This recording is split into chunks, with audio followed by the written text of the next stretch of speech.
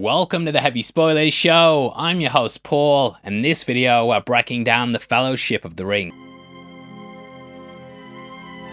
The Lord of the Rings is one of my favourite trilogies ever, and I can't wait to unpack this incredible film. We will of course be doing the extended edition, which is easily the best way to watch it. Now, one does simply not break down a movie, and I've also read through the book as well. As with House of the Dragon, I'll be discussing some of the major passages, and what we learn as well is how the movie handled things differently. So come with me as the road goes ever on, and make sure you subscribe to the channel. We will of course be doing all three films, and I'd love to have you as part of the Fellowship. You have my like and my thumbs up. Now let's break down this incredible movie. You shall not pass!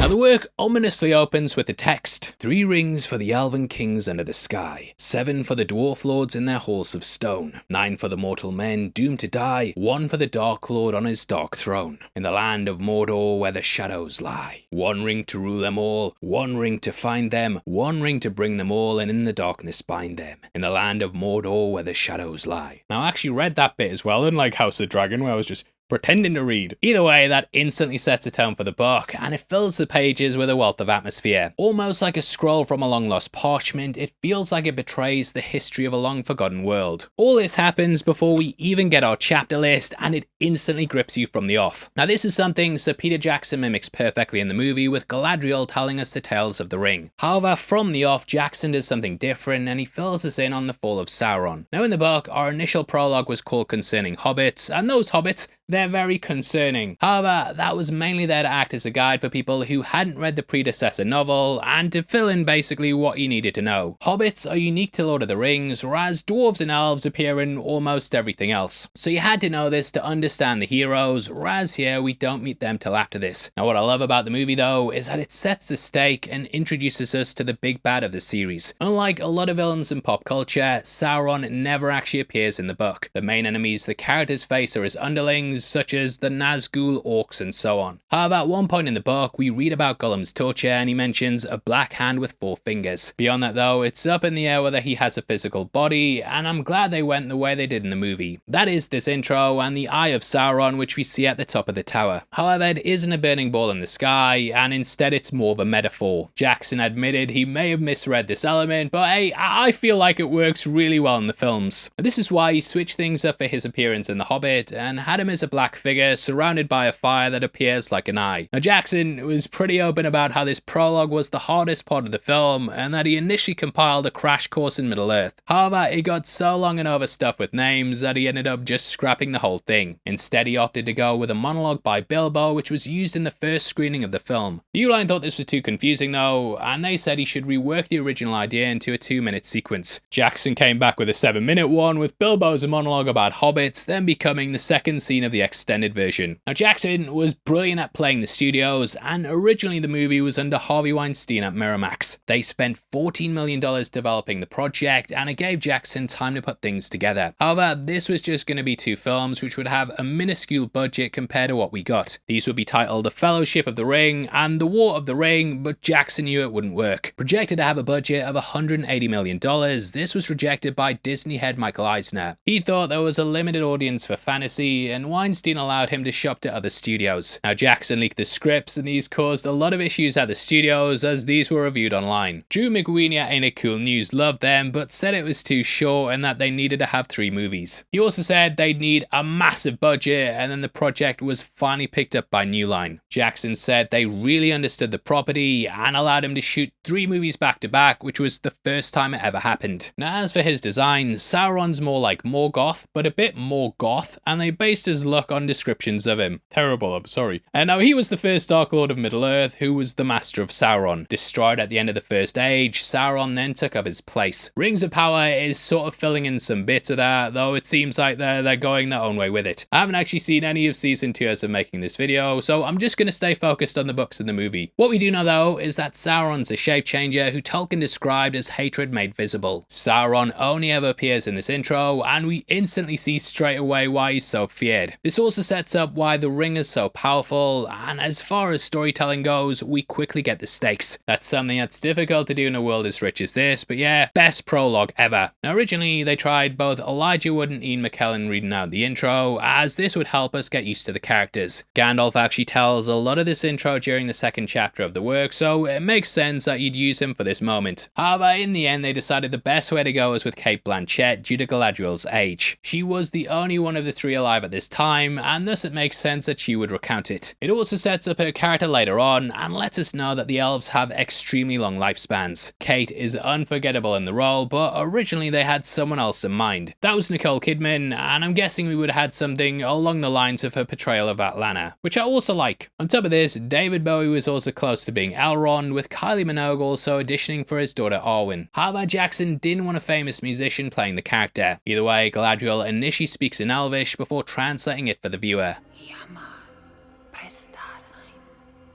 The world is changed. This gives us an otherworldly feel and lets us know we're here for this forgotten history. However, it also leans into more of the Christian symbolism in some of the work. IMDb Trivia has a big list of all of them, but the most notable ones are seen in Galadriel. She was designed to be like statues of the Virgin Mary and also gives blessings. Jackson said we also start with a voiceover because in the beginning was the word. We see the rings of elves as well, which include Galadriel's one Nenya. Now, you might wonder why the elves and dwarves weren't corrupted like the men. The book tells us that the elves created the rings themselves and thus Sauron couldn't control them. However, he was able to look into their thoughts, which is something we learn about in Lothlorien. The rings made the dwarves extremely wealthy, but along with this also came greed. This was self-destructive in its own way, and it's what caused events like what we see in Moria. As for the men, they desired power, and thus it enhanced this within them. So all the rings had their own major downsides. Now amongst the figures, we also get some notable cameos, including Mark Ferguson. He was initially cast as Gil-galad, though the rest of his scenes in this prologue were cut from the film. However, he appears in the battle, thrusting down a spear in the opening. This is alongside Círdan, and we know from the book that Gil-galad was killed in the battle against Sauron. Círdan in the movie was played by Michael Ellsworth, and both he and Elrond plead to Isildur to destroy the ring in the book. He also appears at the end of Return of the King, but instead they just give the scene to Hugo Weaving, which I feel works better for a movie. The Dwarf Lords are also made up of members of the VFX team who were employed at Weta Workshop at the time. Along with this amongst the men, we also have Alan Lee and John Howe, who have both illustrated a lot of Tolkien's work. They were also brought on to consult on the movie, and a lot of the designs are based off their suggestions. We then jump to an incredible drawing of a map based on the work of Tolkien's son Christopher. From here, we cut to the siege of Barad-dûr and watch the last alliance of elves and men. These gigantic battle scenes were pioneered by this franchise, and at the heart of them was the software Massive. Created by Steve Regalis, this created thousands of digital extras who all had their own AI and behavior patterns. Now, what you might not realize if you're just watching the movie is that the prologue encompasses millennia of conflicts. The history of Middle-earth is actually divided into 3 ages, with the first of these being the dawn of the elves. This in itself saw the rise of Morgoth before he was defeated by men and elves alike. In the second age, we got the rise of Sauron, which also ushered in the creation of the rings. His conquest ended with him being driven back to Mordor before he was then defeated by the last alliance of elves and men. However, as we see, his life force was tied to the ring, and thus that takes us into the third age. Rings are used as a symbol of commitment, which is also why married couples have them. It's supposed to show a bond forever, which is also why Tolkien used it here. Sauron is bonded to the ring, and all those who possess it end up tied to it. Now the fourth age then began with Sauron's death, which came with the destruction of the ring. So the prologue begins in the second age, with the main part taking place in the third. Now one of my favourite paragraphs in the work explains Sauron's connection to this, and it comes in the Council of Elrond chapter. Fruitless did I call the victory of the last alliance? Not wholly so, yet it did not achieve its end. Sauron was diminished but not destroyed. His ring was lost but not unmade. The Dark Tower was broken, but its foundations were not removed, for they were made with the power of the ring, and while it remains, they will endure. Either way, the scope instantly feels epic from the off, and there's some incredible details here. You might notice that Elrond has a curved sword, and we know from the work that this is called Hadhafang. Apologies for the pronunciation throughout. Now this blade returns later on in the movie, and we can see Arwen wielding it when we get her standoff against the Nazgul. I love how she uses her dad's sword to stand off against the dark forces in the world, and it brings things full circle from this prologue. So many cool little details, like the arrows whizzing by his hair, and also the high contrast of colours between gold and black. It highlights right from the off the battle for the ring, with Sauron and that being gold and black too. The battle is vast and expansive, with it showcasing the power of Sauron in comparison to the others. He sends several people flying with one swing and just dominates the landscape. Even in defeat, he still goes off almost like a nuke that sends a shockwave which knocks countless people back. Now he watches Elendil charges at him and his sword Narsil drops to the ground. This is then stepped on by Sauron, which ends up breaking the blade. Narsil is a major weapon in this storyline, with it later appearing at Rivendell. However, in the book, it showed up much earlier and Aragorn carried it around with him. Jackson felt it might look stupid for him to have a broken sword, so instead they just had it at Rivendell, where it was then reforged. Yay! At this point, Isildur vanquishes Sauron, which leads to him exploding. However, Jackson's clarified this was actually him escaping, with his form then spreading out into Middle-earth. Isildur then picks up the ring, and later we see it change and resize to fit him. In the work, we get this note from his journal, which is somewhat recounted in this opening. "It was hot when I first took it, hot as a glade,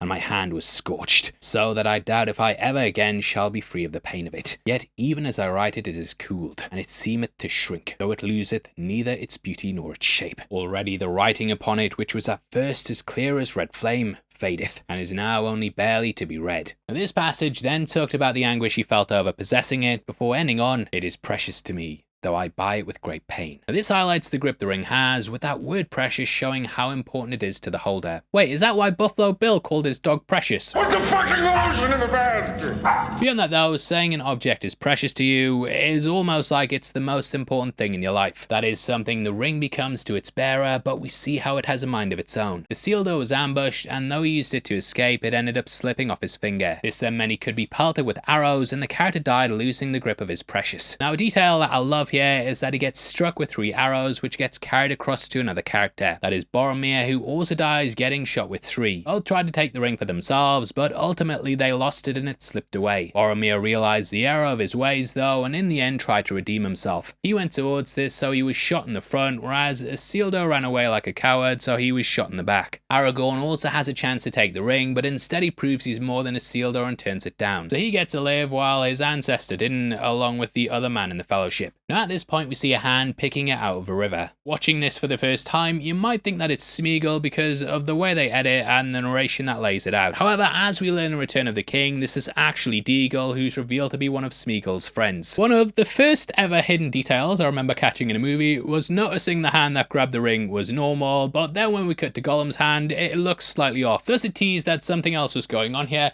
and it laid the career path for me, basically doing hour-long breakdowns of Lord of the Rings. Although that plays out in Return of the King, we learn about it early on in the Fellowship book. Chapter 2 is titled The Shadows of the Past, and after the murder of Deagle at the lake it says this: "No one ever found out what had become of Deagle. He was murdered far from home, and his body was cunningly hidden. But Smeagol returned alone, and he found that none of his family could see him when he was wearing the ring. He was very pleased with his discovery and concealed it, and he used it to find out secrets, and he put his knowledge to crooked and malicious uses. He became sharp-eyed and keen-eared for all that was hurtful." Catching him in his cave, this also builds off the back of a chapter from The Hobbit, that is Riddles in the Dark, with The Hobbit being an in-universe book titled There and Back Again. This is what we see Bilbo writing, and it recounts his tale. As I said earlier, the concerning Hobbits thing we see is a prologue of Fellowship, with the book saying, "That story was derived from the earlier chapters of the Red Book, composed by Bilbo himself, the first Hobbit to become famous in the world at large. A red book is how the Hobbit's often presented, which is why the one from Folio Society looks like this." That's not a humble brag either, saying I've got lots of Folio Society books. Sounds like it is, well it is a bit, but I sound a bit like Ron Burgundy. I'm very important. I have many leather-bound books, and my apartment smells of rich mahogany. Anyway, I love spending money on books, nothing else. Cut that out, cut that out. Now Circus wasn't available for filming during this, and thus he only provided the voiceover. Who was though was Dominic Monaghan, who also played Merry in the movie. Circus still provided the voice though, with him also doing some of the Nazgul. The screams, you know. Either way, we then meet Bilbo, with this being the last scene Ian Holmes shot for the movie. Ironically, when they did the prequel with Martin Freeman, we also know this was the first scene they filmed. I love how we see fish bones littering the rocks, and also the gleam of moonlight in Gollum's eyes. The book says the light in his eyes was like a green flame, and it too brings up how pity stayed Bilbo's hand. This is something Gandalf brings up later on, and it's clear that Gollum's meant for something more. Riddles in the Dark is one of my favourite chapters, but there actually exists 2 versions of it. The second was reworked, so it tied in in more with Fellowship, and this then replaced the original in reprints. The original had Gollum as more of a laid-back creature who took the rules of the riddle game seriously. When Bilbo won, he guided him out, which then led to Bilbo putting on the ring and sneaking off. The updated chapter has him being far more sinister, and it feels a lot more like Life or Death. Nerd of the Rings has done a great breakdown on the original, so if you can't find it, then definitely check out his video. Now, this retcon was explained away, and the original story was seen as a lie. It framed it like Bilbo refused to tell the truth until eventually Gandalf managed to get it out of him. Lying like this was something Gandalf found strange, and it was explained that this showed how the ring corrupted everyone. Riddles in the Dark also gets mentioned later on during the scene with Gandalf. Riddles in the dark. Now, as we travel across the map and hit Hobbiton, we can see Bag End and the tree that's above it. Inside, we then switch narrations and go from Galadriel to Bilbo. This is further built upon in Concerning Hobbits, which Jackson reworked into Bilbo's narration. However, the work also explains the different kinds of hobbits and how the Shire was founded. Before the crossing of the mountain, the hobbits had already become divided into three somewhat different breeds: Harfoots, Stuars and Fallowhides. And the work says the Harfoots were browner of skin, smaller and shorter, and they were beardless and bootless. Their hands and feet were neat and nimble, and they preferred highlands and hillsides. The Stuars were broader, heavier in build, and their feet and hands were larger. They also preferred flatlands and riversides. And the Fallowhides were fairer of skin and also of hair, and they were taller and slimmer than the others. They were lovers of the trees and woodlands, and the Fallowhide brothers then set out from Bree and passed over a bridge of stone's bow with a great following of hobbits. The year of the crossing of the Brandywine then became year one of the Shire. This explains how they found peace here and were in trouble by war for thousands of years. This was bloody great, mate, because the work says,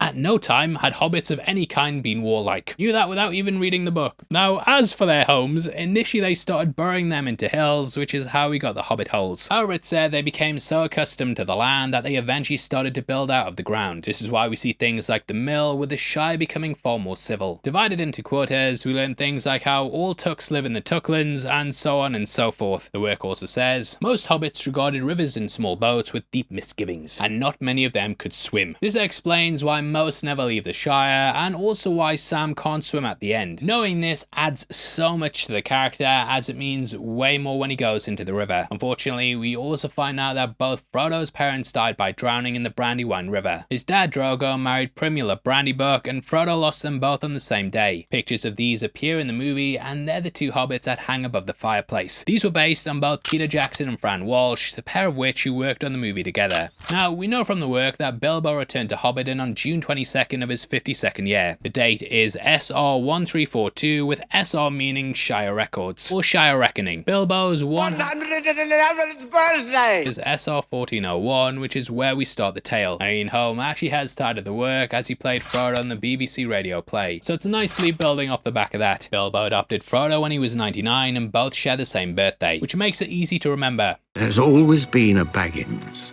living here under the hill. There always will be. Now instantly you get sucked in the countryside, with it showcasing the beautiful New Zealand. Hobbiton took over a year to build, and even the leaves on the tree above Bag End were all placed individually. Over the years, the trilogies helped pump millions into the country's economy, with it being estimated they made over $200 million. The New Zealand government even created a job title called the Minister for Lord of the Rings, whose job it was to exploit opportunities that the movie offered the country. I have to say, I'd love to visit it one day and just see the lands and locales from the movie. New Zealanders have embraced a lot of its legacy, and even called the capital Wellington, Middle Earth for the opening of the film. Like opening up, you know what I mean. And we then get to Sam gardening, with this being one of his key characteristics in the book. During the chapter of Conspiracy Unmasked, we learned how he had an ulterior motive for doing this. And Merry is a lot smarter in the work, with them kinda dumbing him down for the movie. We discover that he knew about the ring for years after he saw Bilbo put it on. Bilbo was sneaking away from the Sackville Bagginses, who we'll talk more about in just a bit. After that, Merry spied on Bilbo, and at times also read sections of his book. He then formed a conspiracy and instructed Sam to spy on him, which is why he's eavesdropping later in the movie. In the book, we learn it was his father, Old Ham Gaffer, who tended Bag End before him, and Sam had taken up his job. Gaffer appears at one point at the inn. Now we also know the address here is number 3 Bagshot Row. James Corden also said that he nearly played the part of Sam. I didn't know that. But phew, dodged a bullet there, mate. I still hope one day we could do something together. Bilbo also says that all hobbits share a love for things that grow, and Tolkien was a conservationist himself. The books have a very anti-industrialist message, with all of the villains destroying the land. This is seen most notably in Saruman, who strips the forest of power as factories. Factories in air quotes there. However, Tolkien's affinity for nature can be seen from the off, and he clearly uses these characters to show the treasures of nature. And at this point we're introduced to Frodo, who hears Gandalf singing this song. This is something Bilbo later repeats as he heads out from Bag End. This song comes directly from the work, with music and tunes being laced throughout it. Gandalf and Bilbo both singing it shows their friendship and how they've learned and loved songs from each other. This takes us into the second chapter, which is titled A Long Expected Party. This talks about how an odd-looking wagon with odd-looking packages rolled into Hobbiton. The work says these have a large G rune on them, which indicates that it's of course Gandalf. Spoilers! Now we see the height difference in this moment too, with a double being used to stand on the mount. Frodo then sits next to Gandalf but appears smaller, and all of these tricks were achieved using different techniques. Moments like this employed forced perspective, and it meant that actors could appear on screen together. They'd build sets and items so the actors could sit at certain points and appear to be the height that they needed to. Little people were also employed as well, with their faces being digitally replaced. Green screen was utilised too, and all these techniques helped to sell the authenticity. Now, Ian McKellen based his voice on original recordings by J.R.R. Tolkien. However, he wasn't exactly a massive Tolkien fan, and admitted to never having read the book. He said that Jackson's passion's what sold him, and has since admitted that he's completely in love with the role. Now, originally, it was offered to Sean Connery, with him getting a salary of $10 million. Along with this, he'd also get 15% of the gross, but he ended up turning it down. He also turned down The Matrix and Harry Potter, with him saying he didn't understand all three. Did understand The League of Extraordinary Gentlemen though. Now, if he'd taken that 15%, he would have earned $450 million. What? So nearly $500 million, and I bet he wished he'd had a Bond with the story. James Bond. Christopher Plummer was offered it too, but he didn't want to commit to shooting 3 films back to back. Now Gandalf says, A wizard is never late. He arrives precisely when he means to. This line kinda plays off in the sequel at Helm's Deep, when Gandalf arrives to help exactly when he said. Now, I love this trip through the Shire with him, and we also see his fireworks. Small hobbit children ran after the cart all through Hobbiton and right up the hill. It had a cargo of fireworks, as they rightly guessed. This guy's expression when he has to pretend to be glum for the wife as well, we've all been there, mate. Now, it just adds so much to the movie, and it instantly lets you fall in love with the land. Intercut with these scenes are also moments with Bilbo at Bag End, where he desperately searches for the ring. This culminates with him finding it in his pocket and letting out a Gollum-like purr. Bilbo too ends up calling it his precious, and it's clear he's being afflicted by the ring. Although it seems like it's giving him the benefit of long life, we hear how this isn't all it's cracked up to be. Butter scraped over too much bread. This is a line that comes directly from the work, and it's a quote that's always stuck with me. Gandalf instantly picks up on how he hasn't aged, and the long expected party chapter starts off by discussing it. Time wore on, but it seemed to have little effect on Mr. Baggins. At 90, he was much the same as at 50. At 99, they began to call him well preserved, but unchanged would have been nearer the mark. There were some who shook their heads and thought this was too much of a good thing. It seemed unfair that anyone should possess, apparently perpetual youth as well as reputedly inexhaustible wealth. It will have to be paid for, they said.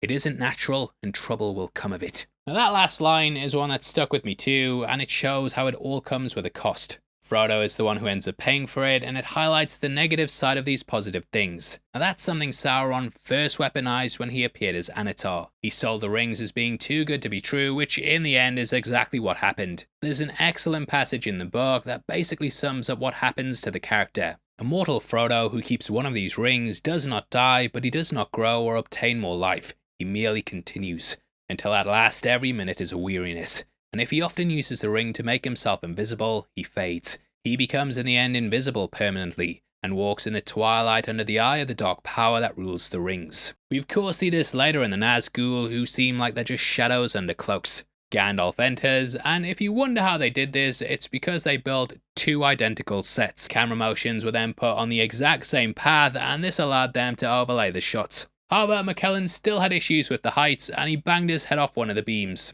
Ever the professional though, he kept acting through it, and this is the take that we see in the movie. Bilbo also quotes a line from The Hobbit when he says he's got cold chicken and a bit of pickle. You caught me a bit unprepared, I'm afraid. We've only got cold chicken and pickle. Oh, there's some cheese here. Oh, no. Gandalf asked for this, so it's a nice way to reference the work. Now on the map we also see further nods to The Hobbit with the Lonely Mountain and Smoke in red. This pulls directly from the drawings in the book and also has the words The Desolation of Smaug. Jackson would of course later title one of his Hobbit films this, and I love how it helps to aid to the prequels. Now Bilbo brings up the Sackville Bagginses, who we learn a fair bit about in the work. It's the Sackville Bagginses. When Bilbo went on his adventure, people thought he was dead, and the Sackville Bagginses are who took over Bag End. Bilbo returned, and the story ended with him kicking them out. Now they thought they'd get it next when he died for real, but Bilbo took Frodo as his heir. In the book, after Bilbo leaves, they demand to see the will again just to make sure Frodo's still the heir. Now Bilbo does something really funny in that, right? He invites them to the party, which we see in the movie. Normally they wouldn't go, but the invitation was so magnificent it said they couldn't turn it down. The text states it was written in gold ink, and he even leaves them a gift at the end. Bilbo noticed, that Lobelia stole his spoons when she was at the house, so he wrapped them up and gave them to her. She opened it and goes, foiled again. And after waiting 60 years, spoons, fiddlesticks, which you had to be there, mate. Anyway, Bilbo says, Not some block-headed brace girdle from Hardbottle. Which is a little dig at Lobelia. She was born a brace girdle from Hardbottle, so it's a little further diss to her. He also constantly says how he's not at home, with there being a chapter titled Not at Home in the Hobbit. That night we then see as Gandalf and Bilbo smoke together with a pair blowing a ring in a boat. The ring symbolises the great MacGuffin of the story, but the boat also has a deeper meaning to it. Bilbo and the gang sail off in a boat at the end of Return of the King, and this is basically them going off to live out their retirement. As the boat sails through it, the ring fades away, and this highlights how the ring will have no further hold on them. So it's all foreshadowing the ending, which is such a great bit of iconography. Now Gandalf's pipe is also hidden throughout the movie, and it's actually part of his staff. We can see this in the behind the scenes stuff, and he carries it wherever he goes. Cutting to the party, we see that Pippin's part of the band, and watches Bilbo says Fatty Bulger. Fatty Bulger. He's someone we'll talk about more later on, but he was basically the fifth Beatle in the group of 4 hobbits. To a point anyway. Now we then see as Bilbo tells another story from The Hobbit. This is the tale of the 3 trolls, who we see petrified later in the film. Jackson would later include them in the prequels, with them freezing up in the same poses as here. Amongst the kids, we also have Jackson and Walsh's real-life children, Billy and Katie. Now inside a tent, we see Merry and Pippin with Gandalf's big red dragon firework. The pair then set it off, with a scream here apparently being real, as Billy Boy didn't realise it was going to go off. This moment also pulls directly from the book. Out flew a red golden dragon, not life-size but terribly lifelike. Fire came from his jaws, his eyes glared down. There was a roar, and he whizzed 3 times over the heads of the crowd. They all ducked, and many fell flat on their faces. The dragon passed like an express train, turned a somersault, and burst over Bywater with a deafening explosion. I love how in the scene you can also see one of the tops of the tents catch on fire as the firework whizzes by it. Now this also shows how much love Gandalf has for Bilbo. The fireworks are a recreation of Smaug, and facing down a dragon was probably Bilbo's greatest moment. This party's a celebration of his life, and the big showstopper is what's likely his proudest point. Now speaking of proud, as we go around the party, we're introduced to some of the hobbits, including the Proudfoots. That's a line also that's directly from the book. Proud feet, shouted an elderly hobbit from the back of the pavilion. His name of course was Proudfoot, and well merited. His feet were large, exceptionally furry, and both were on the table. And this moment is also a direct nod to the animated movie, which Jackson confirmed on the commentary. Now as for these feet, over 1,600 pairs of them were created, as no feet could be used more than once. A special foam latexing oven ran 24 hours, 7 days a week, so that they were able to keep up with the workload of the film. These were then glued to the actors' feet, who after a while started shaving their toes. This is because the hair would stick to the glue and then be yanked out when they were pulling them off. At the end of the day, the discarded feet had to be shredded, and it was Laris's worst nightmare. The design of these feet took a year to create, with them having to work out all of the logistics. So you would be proud of the feet, and we then get this line directly from the work. I don't know half of you half as well as I should like, and I like less than half of you half as well as you deserve. Now while this speech is happening, we can also see a cake to the side which really had 111 candles on it. The only issue was that there was so many of them burning that it really started to kick up a large fire. You can kind of see the smoke playing up if you look closely, and off screen it was completely melting the cake. But they just had to keep rolling as the monologue was so good. We then end the speech exactly how it is in the book. Thirdly and finally he said, "I wish to make an announcement." He spoke this last word so loudly and suddenly everyone sat up who still could. I regret to announce that, though as I said, 11 years is far too short a time to spend among you, this is the end. I'm going. I'm leaving now. It's capitals in the text, so that's why I'm shouting. Goodbye. And the work also mentions how he'd been nervously fingering the ring throughout, and then he vanished in a blinding flash of light. Now, upon returning to Bag End, both versions have him being confronted by Gandalf. We even get the exact quote of, Here in my pocket. Yeah. After all, why not? Why shouldn't I keep it? This is when Gandalf points out it's been called precious before, and the work racks things up a notch. It says Bilbo actually grips the hilt of his sword, and this makes it seem like he's about to strike Gandalf. This is what then makes Gandalf rise up, which is played perfectly in the film. Do not take me for some conjurer of cheap tricks. I love how this scene's mirrored with the one with Galadriel later, in which we get a glimpse into what they could become. Gandalf becomes surrounded in shadow and she transforms into a Dark Queen. It highlights what could happen down the line if the pair ever took up the ring. Now Gandalf then says he should just leave it on the mantelpiece. We then have the moment where he walks out with it still in his pocket, with him then dropping it on the floor. The burden, and well, for lack of a better term, weight, is demonstrated perfectly as the ring doesn't bounce when it hits it. This effect was achieved through using a gigantic heavy metal replica of the ring and a magnet which was placed under the tiles. We also hear some of the notes from Desiree. This is something that's appeared throughout fiction, with it influencing several scores. This includes Batman, The Shining, Evil Dead, Harry Potter, Jaws, and so on. The piece tells of the Last Judgment, and it's often used to symbolize death. Bilbo here is facing judgment, but he passes it and drops the ring, which is when he can go on to his next life. That's film analysis for you. Now at this point, Gandalf goes to pick it up, which is played slightly different in the book. Gandalf is the one who places it in the envelope, whereas in the book it's your boy. Bilbo took out the envelope, but just as he was about to set it by the clock, his hand jerked back, and the packet fell to the floor. Before he could pick it up, the wizard stooped and seized it and set it in its place. A spasm of anger passed swiftly over the Hobbit's face again.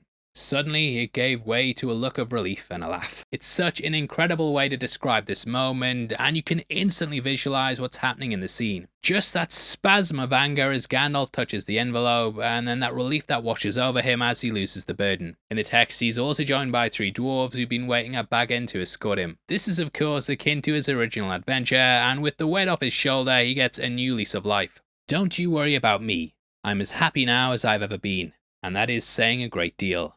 But the time has come, and I'm being swept off my feet at last. And then a low voice, as if to himself, he sang softly in the dark, "The road goes ever on and on," and then we break out into a song. But it's a good song, and in the film he says, And he lived happily ever after, to the end of his days. Now this is something Bilbo says in the work when they reunite with him at Rivendell. Either way, this takes us into some of the biggest differences between the book and movie. In the film, Frodo returns home, which is where he catches Gandalf sat in the dark. He then heads off into the night, which is where he goes to do your own research whether this is the One Ring. In the book, you can obviously pad things out, and he remained in the Shire for a week. Originally, he was going to stay for a day, but the ring made him remain and keep an eye on it. At this point, he told him to Keep it secret. Keep it safe. And he then travelled out to look into its history. Now the book has that whole thing taking place over 17 years, with Frodo reaching the age of 50. However, the work tells us he showed signs of good preservation, with the character looking like he was just out of his tweens. Oh! Obviously the ring had a hand in it, and it was slowly gaining a grip on him. Frodo being 50 is also very important. 50 was a number that he felt was somehow significant or ominous. It was at any rate at that age that adventure had suddenly befallen Bilbo. Now this is all recounted in Shadows of the Past, which is the next chapter that we come to in the book. There it tells us that people started mourning Bilbo, but Frodo still held a party every year. He said that he did not think Bilbo was dead. When they asked, "Where is he then?" he shrugged his shoulders. Cutting to the Tower of Barad-dûr, we then hear the torturing of Gollum, giving them Baggins at the Shire, the Nine ride out, and the fires of Mount Doom erupt. This is something Gandalf witnesses as he rides out to Minas Tirith. Now Gandalf's return in the books dragged out as well. Then he paid Frodo a visit, and after taking a good look at him, he went off again. During the next year or two, he had turned up fairly often, coming unexpectedly after dusk, and going off without warning before sunrise. He would not discuss his own business and journeys, and seemed chiefly interested in small news about Frodo's health and doings. Then suddenly his visits had ceased. It was over 9 years since Frodo had seen or heard of him, and he had begun to think the wizard would never return. Obviously, when you're telling a story in a film, you want to be economic, but this time passing helped to establish a lot of things in the world. We hear of strange things happening, a dark tower rebuilt, and tree men, which foreshadows the Ents. We learn that Gandalf also went to Saruman, but he ordered him to simply just observe. Obviously, he's in leagues with the Dark Lord, so it makes sense he'd never have Gandalf take action. Anyway, Minas Tirith of course plays a big part in Return of the King, and it's here that Gandalf looks over the records. Guided by a librarian played by Michael Ellsworth, he also played the elf ring bearer Círdan in the prologue at the start. One detail I love here is also something we can see in the candles. When Gandalf first starts reading, they're long and tall, but by the end of the scene they're nearly completely melted down. It subtly shows how long he's been studying it, and at this point the Black Riders reach the Shire. Here they come across Farmer Maggot, who we'll talk more about later on. We do see his dog though, who can be later heard chasing the Hobbits. We then cut to the Green Dragon Inn when we see further songs that really capture the mood of the book. And there's a mug of beer inside this tuck. And this is based on the song in A Shortcut to Mushrooms, though they altered some of the lyrics. Sam stares at Rosie all the time, yeah, and shoot your shot, mate. I'm gonna stick out my cat for the wrestler. After returning to the inn, we hear Gandalf once more ask, Is it secret? Is it safe? Juxtapose this to how he said it before, and there's a massive difference in his demeanour. Keep it secret. Keep it safe. Super close up as well. It's at this point that he throws it into the fire, with the book expanding upon this moment. It tells us that when Frodo went to throw it into the fire, his hand just held onto it and it went back into his pocket. If you've ever seen Oculus, they do something similar with a haunted mirror, and I love how it has this hold over the character. Throwing it into a fire is of course what he's going to do at the end, and thus it did kind of set it up in the book, and I wish they'd kept it in the movie. Either way, it says how the ring never shows any signs of scratch or wear, and just like Frodo, it's remained ageless. However, it says that the ring feels heavier than ever, and it's almost like it's become thicker. The fire allows the markings to be seen, and this elven text pulls directly from the work. Don't know how well you can see this, but this translates to one ring to rule them all, one ring to find them, one ring to bring them all, and in the darkness bind them. It's this night that Gandalf also tells Frodo, and well the reader, about the battle in which Sauron was slew and the death of Isildur in the River Anduin. This then goes into the tale of Smeagol, and it's basically Gandalf telling the story of how it got here. You have to understand that Gandalf hoped it wasn't the ring, and that it hadn't been found. However, they do a brilliant job of tracing its journey, which takes the character and the reader right to this moment. Gandalf in the work tells us the Ring of Power looks after itself, and brings up how it abandoned Gollum. Now, he also said that Bilbo getting it was one of the strangest events in the whole of history, and it shows there's still a hope to destroy it. This is where he drops a line about how Bilbo was meant to have it, which is an encouraging thought. Now, we also learn that Gandalf actually came across Gollum in Mirkwood. There he was following Bilbo's trail and talking to himself. Muttering the words "little cheat," the wizard stumbled across him. Although he let him go, he later hunted him with Aragorn, and Gollum was taken prisoner by the elves. However, he escaped, and as we learn, he's still on the hunt too. Frodo then offers him the ring, and the work has his monologue going on for longer. "Do not tempt me, for I do not wish to become like the Dark Lord himself. Yet the way of the ring to my heart is by pity. Pity for weakness and the desire of strength to do good. Do not tempt me! I dare not take it, not even to keep it safe, unused. The wish to wield it would be too great for my strength. I shall have such need for it. Great perils lie before me." Now, because he can't hold it, Frodo agrees to take it, and Gandalf grabs Sam to go along with him. They also rework some of the dialogue here, with this being weather, and so do all who live to see such times line shows up. Anyway, in both the film and book, Gandalf says about how after 100 years, hobbits can still surprise you. At this point, they also settle on using the name Underhill. This is a little nod to The Hobbit, namely the conversation with Bilbo and Smaug. There he says he comes from under the hill, and Frodo of course lives under the hill now, which is what Bilbo touched upon earlier. Departing, Gandalf for the final time says, Is it safe? Finally, he's composed and dealing with the situation and ready to handle business, which is something I go through a lot. First a bit of wonder, then panic, then let's make a breakdown of Lord of the Rings that's going to be over an hour long. And this then takes us into chapter 3, 3 is company. Though the movie has them immediately setting out, the work has the pair doing something different. They didn't want to arouse suspicion in case the Black Riders came and asked people where the two had headed off to. In the book, they waited several weeks until it was Bilbo's birthday with Frodo's as well, and the work has him saying, "Our last meal at Bag End." And they also left the washing up for Lobelia. Oh! What did he say? Now they waited for a while because Gandalf said he'd be back, but it got to the point they felt they had to go. It's in this section as they're heading out that we get a tease of the Black Riders questioning. Frodo hears strange voices down the road, and one of them's later revealed to be old Gaffer. "No, Mr. Baggins has gone away. Went this morning, and my Sam went with him. Anyway, all his stuff went. Yes, sold out and gone, I tell 'ee. Why?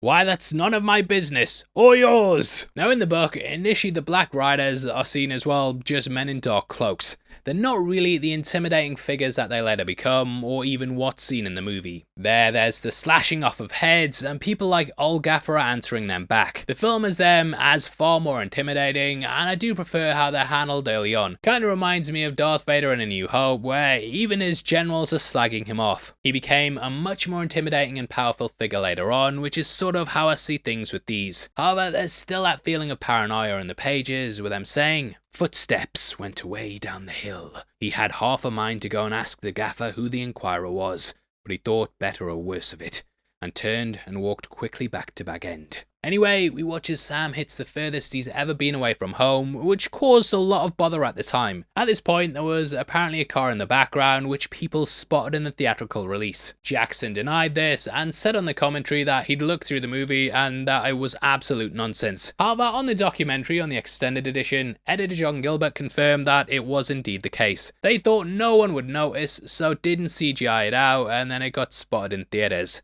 Later, Jackson agreed there was in fact a car, and they've CGI'd it out for all the home releases. And at this point in the extended edition, we get a scene with the Wood Elves. In the book, this is where they met Gildor, who called the Hobbits boring and dull. However, when they brought up the Black Riders, they said, "We think you had best come with us now." In the work, they noticed a strange figure crawling and sniffing by them, but the elves managed to scare it away. In hindsight, we know this was the Nazgul, and it highlights how they're constantly being stalked. Across Middle-earth, we then see Gandalf meeting Saruman, which in the works told to us by Gandalf at Rivendell. We also see the mountains in the background, which he later commands as part of his dominion. Played by the late great Christopher Lee, he's absolutely perfect in the role. However, Lee always wanted to play Gandalf, but he felt he got too old for what the role required. Guy falling down inside a mountain, fighting a Balrog, fighting orcs, just didn't feel like he could do it. However, Lee was the first person cast in the trilogy, and he was the only one who met Tolkien face to face. He said he read Lord of the Rings every year and had done so since the day it was published. Lee acted even like a consultant at points and visited the costume department to tell them how to do it. Guy was a die-hard fan, and yeah,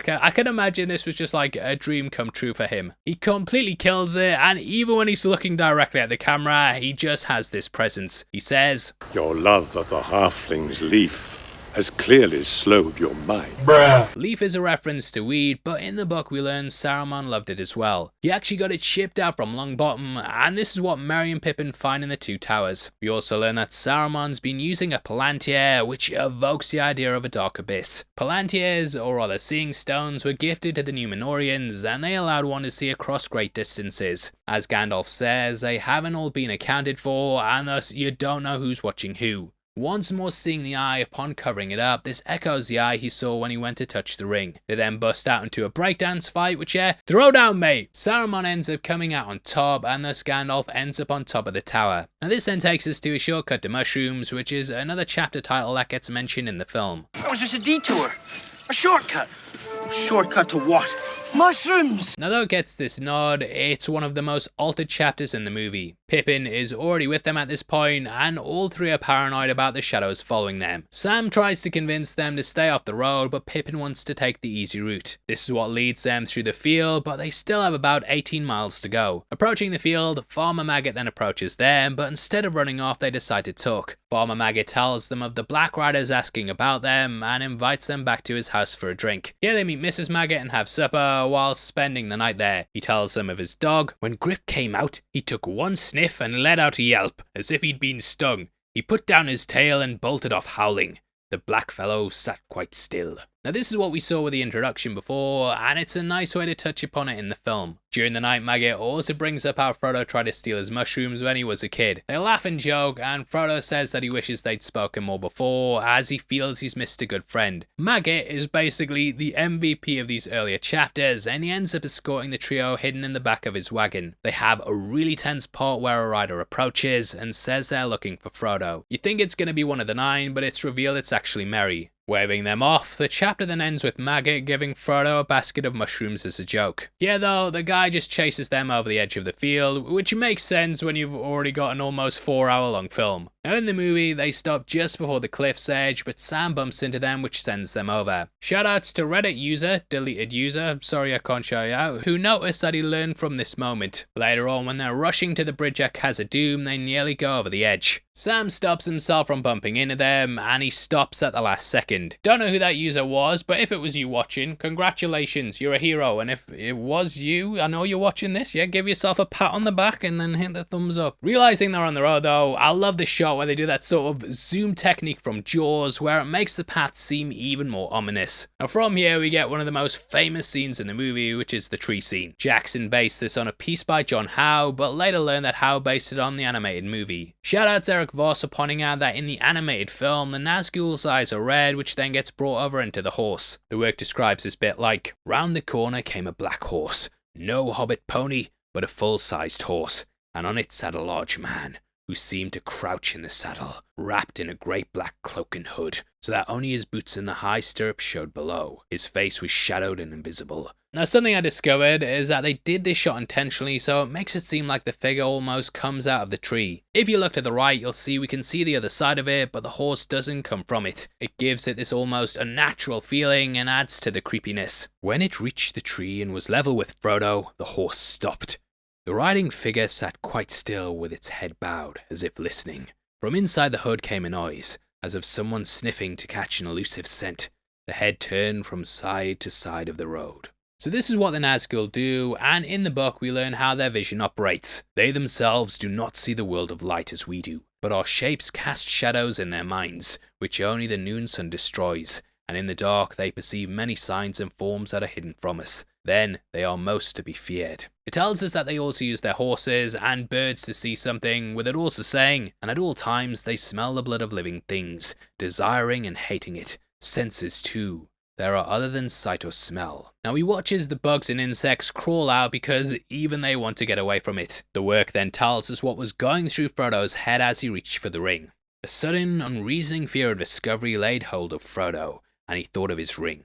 He hardly dared to breathe, and yet the desire to get it out of his pocket became so strong that he began to slowly move his hand. Again, it wants to be found, and it shows the grip it has on its user. Now, a lot of this stuff in the movie continues to happen in the chapter Conspiracy Unmasked. It begins about crossing the ferry, and also tells us the history of it. Long ago, Gorandad Oldbuck, head of the Oldbuck family, one of the oldest in the Marish, or indeed the Shire, had crossed the river, which was the original boundary of the land eastward.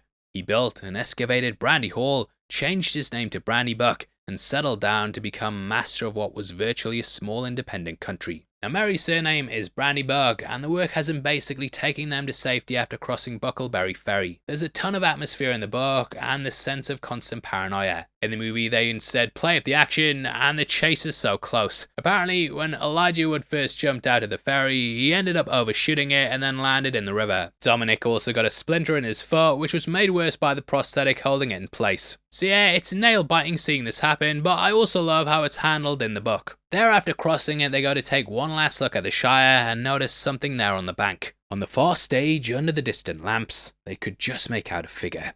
It looked like a dark black bundle left behind.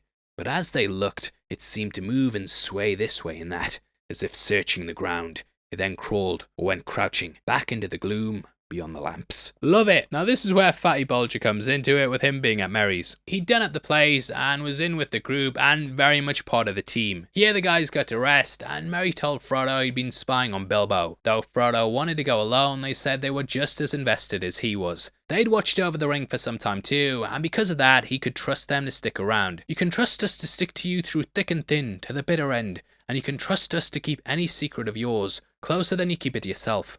But you cannot trust us to let you face your trouble alone, and go off without a word.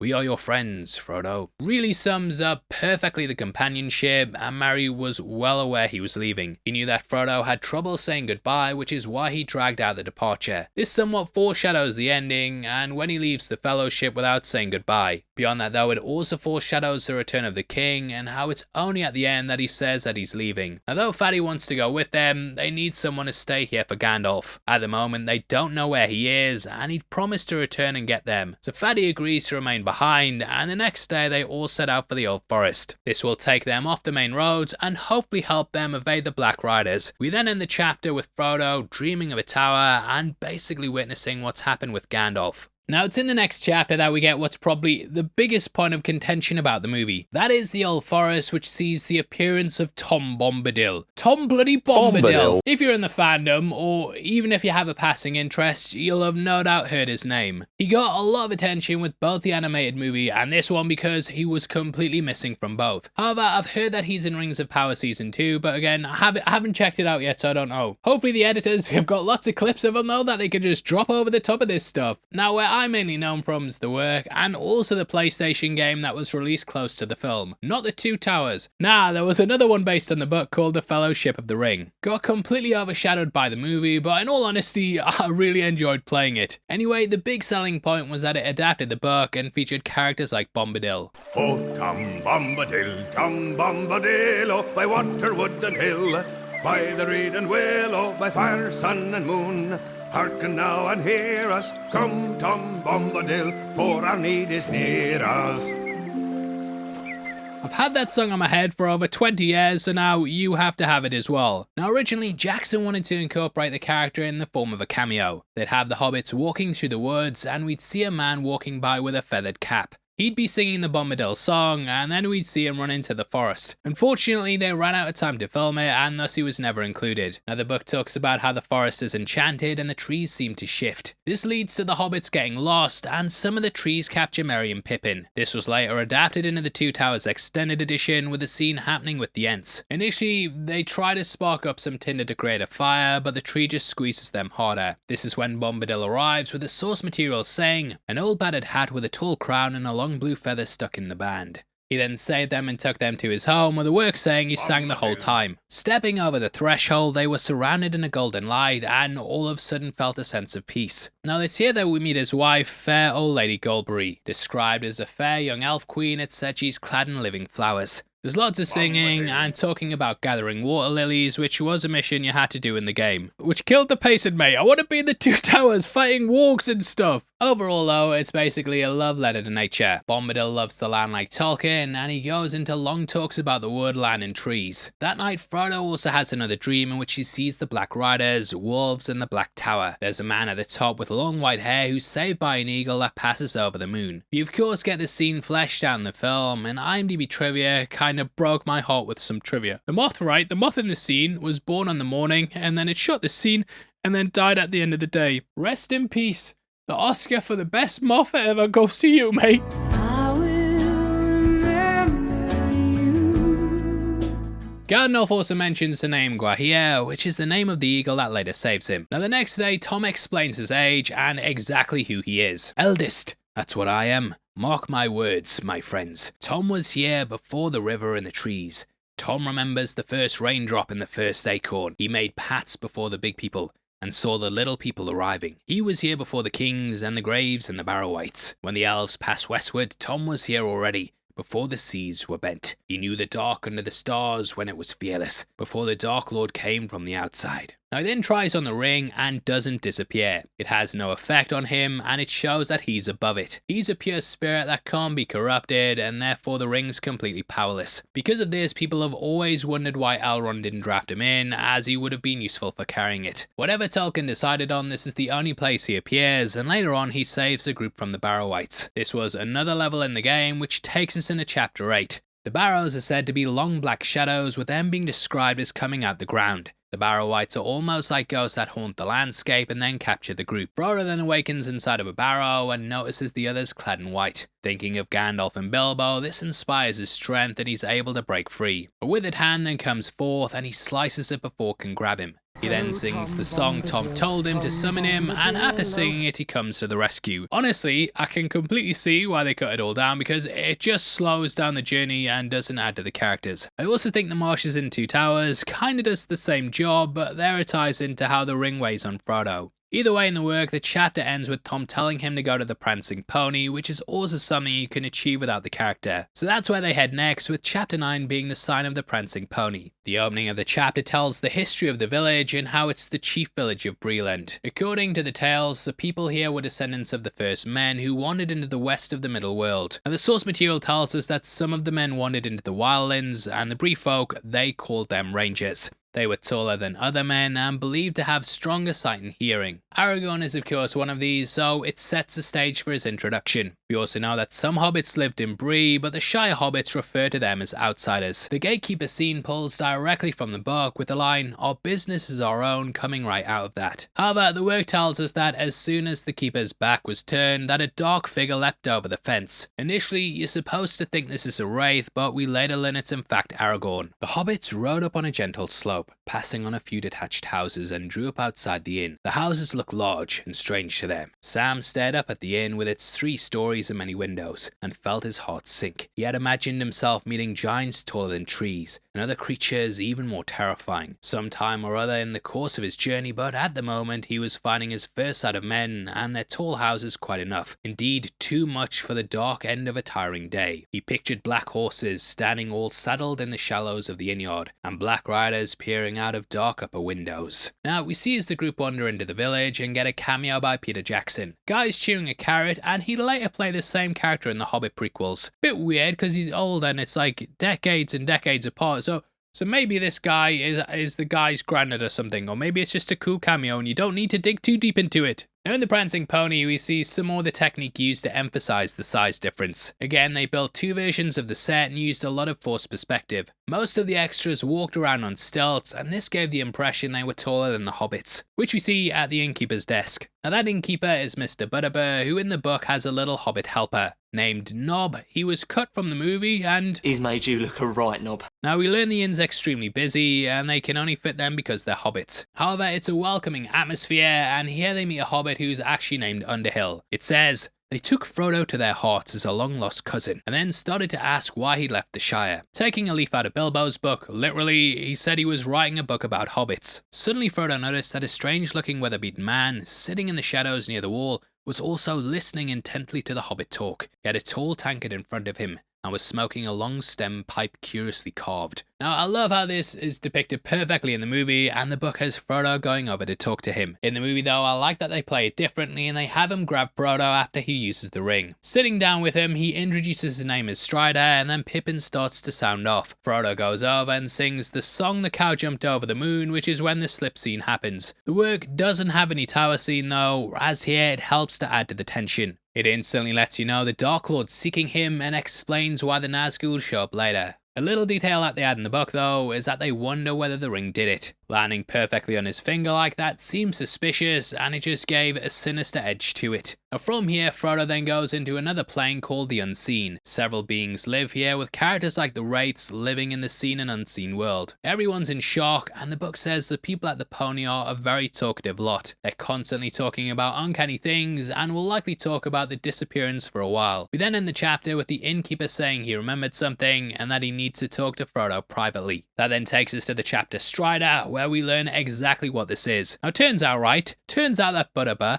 he had a letter from Gandalf that he'd held on to for months. Guy was supposed to post it, but he forgot. Anyway, he told Frodo that he had to leave in July, but waiting in the Shire gave time for the 9 to arrive. It's in this that Nob helps the Hobbits and they decide to move into Aragorn's room. They enlist him as a guide as he knows the land and how to avoid being seen. Though he can't turn invisible, he says. Hey, now it's here we get the line about, I think a servant of the enemy would look fairer and feel fouler.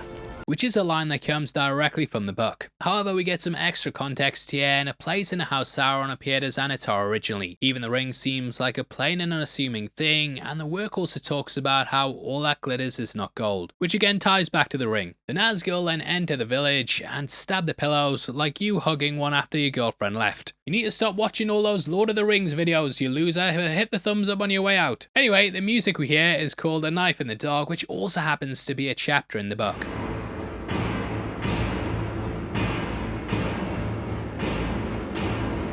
Sung in a fictional language from the world, this is said to be Anduic. Used primarily by the Númenóreans, this links into the Nazgul and the kings of old. IMDb Trivia actually has all the lyrics from the song on there, and they talk about the mind state of the Nine. It says, "We deny our maker, we cling to the darkness, we grasp for ourselves power and glory. Now we come, the Nine, lords of eternal life. The earth groans and the wind is crying." Now the work plays things differently, with us joining Fatty Bolger at Crick Hollow. As they prepared for sleep in the inn at Bree, darkness lay on Buckland. A mist stayed in the dells and along the riverbank. The house at Crick Hollow stood silent. Fatty Bolger opened the door cautiously and peered out. A feeling of fear had been growing on him all day, and he was unable to rest or go to bed. There was a brooding threat in the breathless night air. As he stared out, looking into the gloom, a black shadow moved under the trees. The gate seemed to open of its own accord and close again without a sound. Terror seized him. He shrank back, and for a moment he stood trembling in the hall. Then he shut and locked the door. Now eventually he fled into the night and rang the warning bell, but the Nine knew the ring wasn't there. Still though, it's a brilliant way to start things off, with the Nine saying, "Open in the name of Mordor." The work also has a line that says they rode down the gods, and in the film we see them ploughing through the main gate. Arriving at the inn, Butterbur cowers in fear, and we see as they enter the room. Now this bit is never really shown in the book, and instead Frodo kind of dreams it. The next day though, they returned to find the room destroyed. As soon as Strider had roused them all, he led the way to their bedrooms. When they saw them, they were glad they'd taken his advice. The windows had been forced open and were swinging, and the curtains were flapping. The beds were tossed about, and the bolsters slashed and flung upon the floor. The brown mat was torn to pieces. Now in the work, all the ponies had been let out the stables as well, and thus they had to go to Rivendell on foot. In the movie, they'd done that the entire time, but this was going to help them get there quicker. They also noticed spies in the area, including a minor character named Bill Ferry. He was believed to be working for the Dark Lord, and he'd been at the inn the night before. As they left, Sam threw an apple that hit him, with this later being incorporated into Pippin on the road. Pippin looks up because he thinks it comes from the sky, and when he finds a floating apple in two towers, he also does the same thing. Don't know if it's an Isaac Newton reference or if he's looking for an apple tree, but yeah, guys paranoid at apples are just falling out the sky these days. Now there's lots of paranoia within the group as they hit the Midgewater marshes. Damp and filled with midgies, this is where we get the line in the book that asks what they eat when they can't get hobbits. Now the work explains why Aragorn chose this path, and it's because no horses can go through it. On top of that, there's no clear path, so it's difficult for the riders to track them. In the night he sings the Song of Beren and Luthien, which is a piece that comes directly from the book.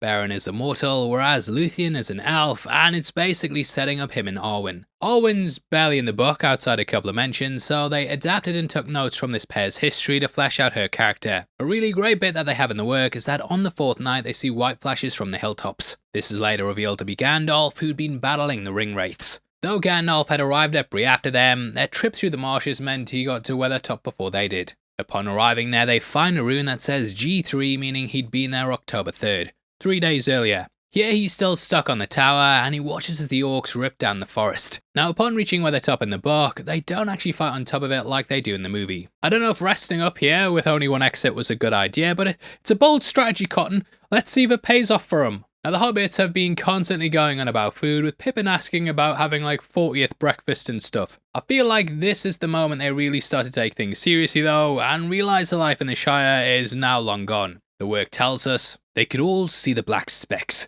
but neither Frodo nor Merry could make out their shapes for certain. Yet something told them that there, far below, were black riders assembling on the road beyond the foot of the hill. Thus they slipped off, but like the movie, the writers eventually caught up because, as the work said, the ring draws them. At all times they feel the presence of the ring, drawn to the power of the one. Soon there could be no doubt. 3 or 4 tall black figures were standing there on the slope looking down on them. So black were they that they seemed like black holes in the deep shade behind them. Frodo thought that he heard a faint hiss of venomous breath and felt a thin piercing chill. Then the shape slowly advanced, which I may not have been reading from the book. And either way though, I love the way this plays out in the film, with the wraiths coming out of places that we know contain a sheer drop. About the tower we can also see a bearded figure statue, and Elendil actually placed a palantir here, but the tower was eventually destroyed by the Witch King. Frodo was hardly less terrified than his companions. He was quaking as if he was bitter cold, but his terror was swallowed up in a sudden temptation to put on the ring. The desire to do this laid hold of him, and he could think of nothing else. He did not forget the barrow, nor the message of Gandalf, but something seemed to be compelling him to disregard all warnings, and he longed to yield, not with the hope of escape, or of doing anything, either good or bad. He simply felt that he must take the ring and put it on his finger. Now Frodo then puts on the ring to escape, but all it does is take him to the unseen world. As mentioned, the wraiths already exist there, and thus they can still see the character. Jackson used an inverse of how he had things before, so now they appear like white figures amongst the black. The work states, the shapes became terribly clear. He was able to see beneath their black wrappings. There were 5 tall figures, 2 standing on the lip of the dell, 3 advancing. In their white faces burned keen and merciless eyes. Under their mantles were long grey robes. Upon their grey hairs were helms of silver. In their haggard hands were swords of steel. Their eyes fell on him and pierced him as they rushed towards him. Desperate, he drew his own sword, and it seemed to him that it flickered red, as if it was a firebrand. 2 of the figures halted. The third was taller than the others. His hair was long and gleaming, and on his helm was a crown. In one hand he held a long sword, and in the other a knife. Both the knife and the hand that held it glowed with a pale light. Such a chilling moment, and they end up stabbing Frodo, which ends my favourite chapter in the work. In the book, we learn that Frodo's sword was destroyed when stabbing him back, which is why the character ends up needing Sting, like the police. Next, we have the flight to the ford and Aragorn rescuing them. I love the way this subtly shows that Aragorn could be the one to overcome them, as he has the ability to vanquish these dark forces. Using fire, this symbolises a light in the darkness, and not even the ring can withstand the immense heat in the end. Also, love how he just throws a torch right in one's face. Take that, you bish. Coming across Frodo, they then discover he's still clutching the ring, even in his agony. Picking up the blade, we then get a moment like what we get in the movie. But even as he held it up in the glowing light, they gazed in astonishment, for the blade seemed to melt and vanish like a smoke in the air, leaving only the hilt in Strider's hand. Now in the movie, we get something that we never really get in the book, which is the creation of the Uruk-hai. This shows us the birth of Lurtz, who's a character that doesn't appear in the work. Boromir actually died at the start of the Two Towers, with Jackson ending the movie with the opening of that. Tolkien never really gave the Uruk-hai a mention, and just said they were a crossbreed of orcs and men. However, according to IMDb trivia, Jackson took inspiration from Tolkien's description of orcs worming their way out of the ground like maggots.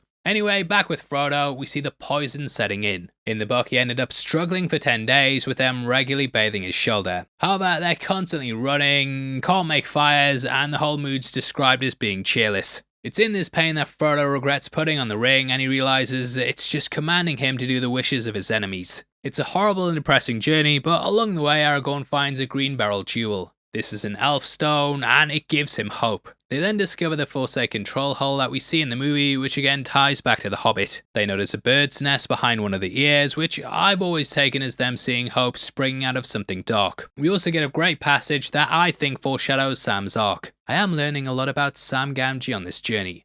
First he was a conspirator, now he's a jester. He'll end up becoming a wizard or a warrior.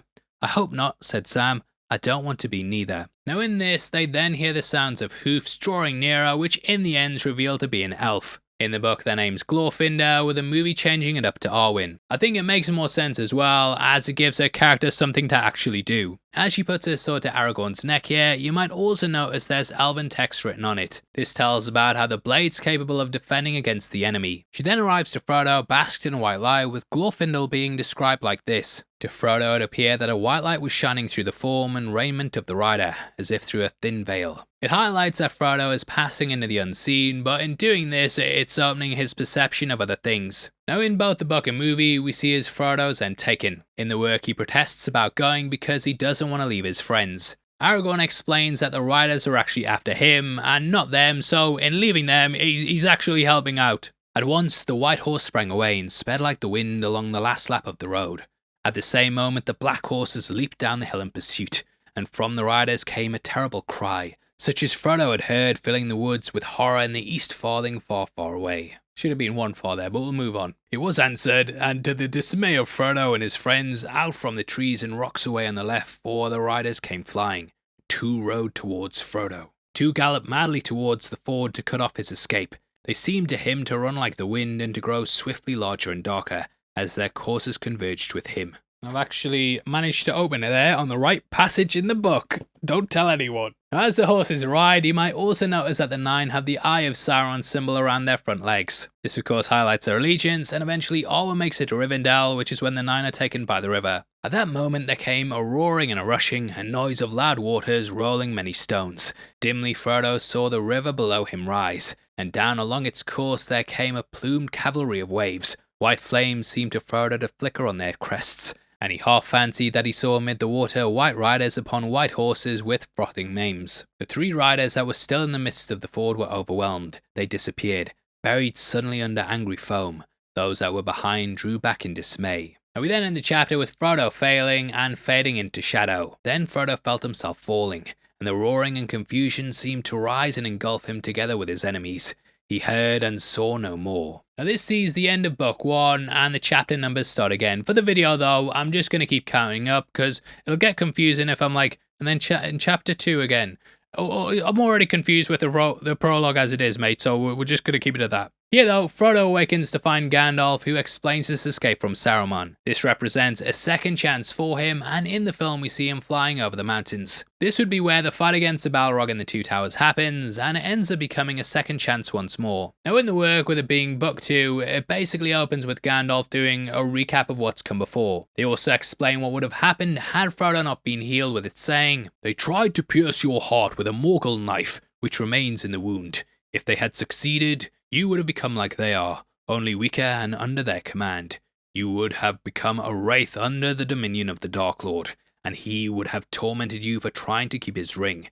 If any greater torment were possible than being robbed of it and seeing it on his hand." Now in this we learn the Black Riders' horses died, which has left them crippled. We also discover Gandalf added in the white horses to the flood, which gave it that personal touch. These were of course white horses, with white riders to take down the black riders and their black horses. Describing Rivendell as the last homely house east of the sea, it finally allows the group to rest up. The rest of the hobbits then show up, with Sam touching Frodo's hand and saying it's warm finally, when in the past it's been cold because of the blade. Now the book really tells us the magic of Rivendell. There's songs, food and dancing, with Elrond's face being described as ageless. I'd say he looks more like Agent Smith, but here we are. Arwen's finally introduced in the book here as well, with it saying, "Young she was, and yet not so. The braids of her dark hair were touched by no frost. Her white arms and clear face were flawless and smooth, and the light of the stars was bright in her eyes, grey as the cloudless night." Sounds like a skincare advert, but you really get the feel of the land being completely timeless. However, there's a sense of autumn here, as Gandalf told Frodo, we're now in October and thus the leaves are falling. We can see this throughout the scene, and bit of trivia for you,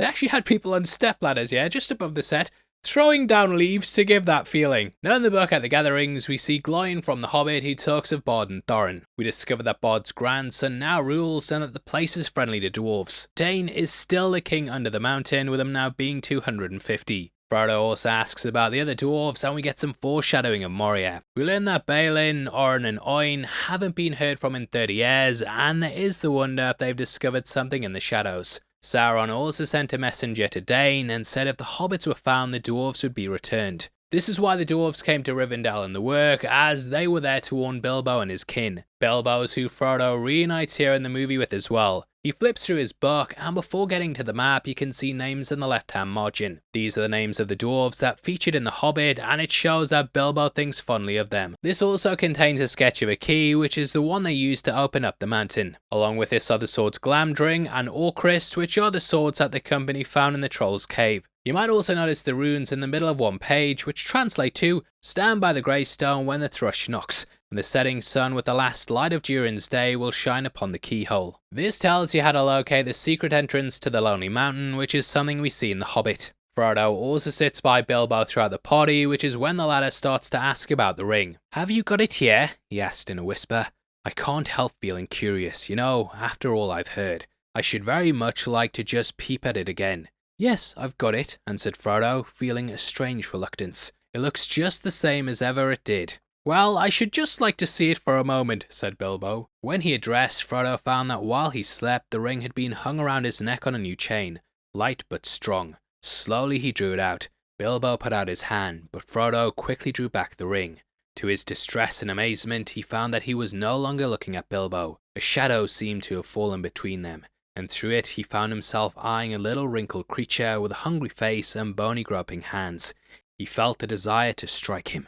Now, though this scene doesn't happen at the party, we do get something similar happening at Rivendell. How they pulled the face off was that they took a rubber puppet with a distorted face and superimposed it over the actor. This was basically his Gollum face without starting to creep in here. Home loved it, and the design team had a cast iron version made which he took home and put above the mantelpiece. Now, along with Sting, Bilbo gives Frodo a mithril shirt. Wood never actually wore a full shirt in the movie, and instead just wore the top half of it, and they did some little movie magic. Now, Bilbo actually volunteered to take the ring himself in the book, but they told him to relax and just finish his book. Looking at you with that advice as well, George R.R. Martin. In the book, Elrond then quiets the party and tells the tale of the battle at the start. He also explains the name Isildur's Bane, with it being called that because the ring betrayed him. Now, a lot of the chapters about world building and the blood lineage of Numenor, as well as the White Tree. Later on, when Aragorn meets Boromir, we can see him reading a book on the Eldars, which plays into what Elrond talked about. They kind of divide these moments up into separate bits, like the stuff with Frodo and Bilbo, and Gandalf and Elrond.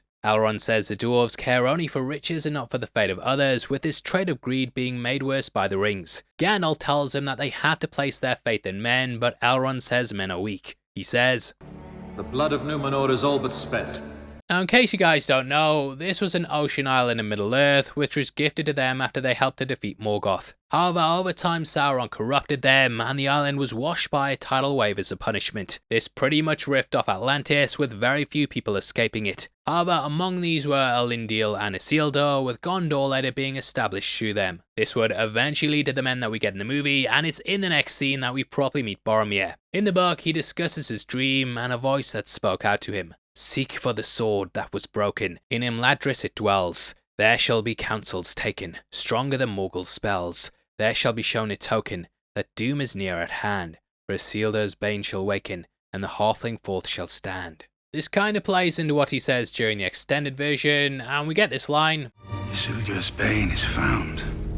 Boromir says exits from this at the council and almost goes to touch the ring. Might not be the best idea to have him as part of the fellowship, but it's at this point that Aragorn steps forth and finally reveals himself and the broken sword. Finally, the king has returned. Now, the council in the book takes place over several days with a lot of back and forth. They have Bilbo recounting all the riddles with Gollum, which then leads into Frodo telling his tale. I like how in the movie though that Boromir and Aragorn have their first meeting away from it, and this carries some symbolism to it. Boromir ends up dropping the sword and he hesitates when picking it up. Eventually he leaves it on the ground and it's Aragorn who has to pick up the pieces. That extends to mankind as well, with the heads of Gondor leaving it to fall. We also have the idea of the blood of Numenor fading, but the sword still cutting Boromir shows it can still cause it to come forth. This sword was a big part of Viggo Mortensen's performance, and he apparently kept it with him both on and off set. This helped him to remain in character, but he got questioned by the police once or twice. He also insisted on using a real sword instead of a light aluminium one, so he could really feel the weight of it. Aluminium. You better not be writing it's pronounced aluminum in the comments, I'll bloody get you. Shoutouts to Snoke123 on Reddit for pointing out though that Aragorn's worried he will fall to the same weakness as his ancestors. The camera then literally puts him in his place here with a shadow of Sauron looming over his shoulder. Here Arwen says she chooses a life with him and she gives him an elf star. This changes things up from the work, and again it gives her something to do. There it was given by Galadriel as a gift from her, but it just helps her character to be a bit more impactful in the movie. We really see how much she loves him though, as she's giving up her immortality. It helps to play into the sacrifice that all characters are willing to give up, which thematically plays into the council. Now in the extended version, this starts off with Gandalf talking in the Black Speech. Never before has any voice dared to utter the words of that tongue in Imladris, Gandalf the Grey, which is a line that we also get in the movie. Never before has any voice uttered the words of that tongue here in Imladris. This translates to the One Ring stanza and highlights how it spells doom for all. Now in this section, Gandalf also talks about the necromancer in Dol Guldur. He reveals it was Sauron, and this is something Jackson later adapts into The Hobbit. This included Radagast the Brown, who's a character Jackson also inserted into that. He warned of the Nine, and that's when Gandalf fled to Bree and left behind the letter. Brown was the one who told him to seek advice from Saruman, but in the end, this led to his capture. Radagast informed him Saruman had studied the Nine, but in the end this just led to corruption. Although they changed the council's stuff up from the work, I prefer it all being contained to this one scene. However, there was a lot of issues when writing it, as they struggled to keep it interesting. So they kept having focus on Frodo getting distracted by the ring and the voice of Sauron coming out from it. When Gimli goes to smash it, you see an eye flash on screen for a split second, which also continues the motif. However, the scene itself was written up until the night before shooting, which meant the actors struggled with their lines. This was seen most notably in Sean Bean, who had them on some paper sitting on his lap. This is why he keeps looking down and rubbing his forehead, because he's trying to read them off his knees. You could never pass pretending to read a book in a video, mate. You could never get away with that. However, it did give us one of the best memes ever. Yay! And when the argument breaks out, Frodo looks into the ring and sees all of the good species there. Symbolically, this shows how everyone must come together, as they're the only ones capable of ending it. The arguing between them shown in the ring though, it also highlights its corruption and how it brings out the worst in everyone. It then appears to be basked in fire, highlighting how it's going to bring doom to them all. Frodo then says he'll take it, and I love the reaction by Ian McKellen. Now amongst the council, we can also catch the character Figwit. You got to rule there, Frodo! Rule them with real! Come on, rule them with your business! Played by Brett McKenzie from Flight of the Conchords. Over the years, fans have noticed him in this scene. Figwit stands for Frodo is great, who is that? And over the 3 films, his celebrity of course rose. This all then played out in Return of the King, with Jackson finally giving him a line during the reshoots. And after Frodo finally says he'll take the ring, everyone pledges their allegiances. And you have my bow. And my axe. However, who doesn't necessarily swear loyalty is Boromir, as all he says is, You carry the fate of us all, little one. Elrond then announces they're the Fellowship of the Ring. You shall be the Fellowship of the Ring. He said it! And that ends the first disc. Yep, movie's so long it had to be on 2 discs. Reminds me a lot of stuff like Final Fantasy VII, where you had to swap them out, and it just kind of leads to it all feeling epic. Anyway, that's the disc done, yeah? I'm off. I'm off. No another hour of this.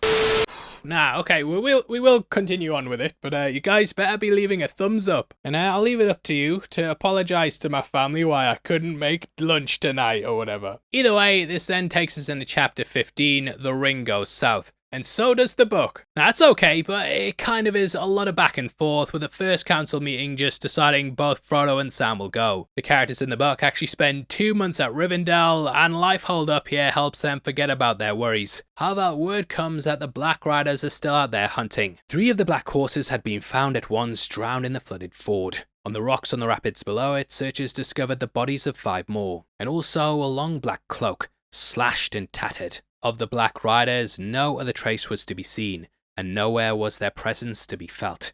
It seemed that they had vanished from the north. Thus, Elrond chooses the quote-unquote Company of the Ring, and the Sword of Elendil is forged anew. However, things aren't all sunshine and rainbows. The first part of their journey was hard and dreary, and Frodo remembered little of it save the wind. For many sunless days, an icy blast came from the mountains in the east, and no garment seemed able to keep out its searching fingers. Though the company was well clad, they seldom felt warm, either moving or at rest. They slept uneasily during the middle of the day, in some hollow of the land, or hidden under the tangled thorn bushes that grew in the thickets in many places. In the late afternoon, they were roused by the watch, and took their chief meal, cold and cheerless as a rule. but they could seldom risk the lighting of a fire. In the evening they went on again, always as nearly southward as they could find a way. Now during this, they also passed by the ruins of Eregion. It's here the rings were forged by Celebrimbor, so it's fitting they pass here on the way to destroy it. After resting up, we get the idea there's spies everywhere, with birds and creatures constantly watching. Aragorn often stands on cliffs looking vast distances for any movement or sign of the enemy. The Fellowship also take shifts to watch, and they often spend their days in silence. There's lots of atmosphere in the book, with them also training the hobbits, which we see exemplified in Boromir. 2, 1, 5. Good. If you listen closely, you can hear him saying numbers, which are areas that are actually fencing lines of attack. Shoutouts to Could Have Been Pro on Reddit for pointing out that 2 is low, 4 is mid-right, and 5 is the head. Guessing that 1 is low, but the other leg, with 3 being the mid-left. Merry and Pippin then win by jumping on top of him, and this throws him down at the ground. This is a technique they both use later in the movie, and they beat a Uruk-hai by doing the same thing. Now these mountain locations had to all be reached by helicopter. The only issue was that Sean Bean was terrified of flying, and thus he refused to do most of the trips. According to IMDb trivia, he'd spend 2 hours every morning climbing up the side of the mountain, fully dressed as Boromir. Guy said on the special features that the crew could often spot him making his way up the paths. It's in this section that we also get the spies, with the work saying, "What's that, Strider? It doesn't look like a cloud," said Sam in a whisper to Aragorn. He made no answer. He was gazing intently at the sky, but before long, Sam could see for himself what was approaching. Flocks of birds flying at great speed were wheeling and circling, and traversing all the land as if they were searching for something, and they were steadily drawing nearer. "Lie flat and still," hissed Aragorn, pulling Sam down into the shade of a holly bush, for a whole regiment of birds had broken away suddenly from the main host and came, flying low, straight towards the ridge.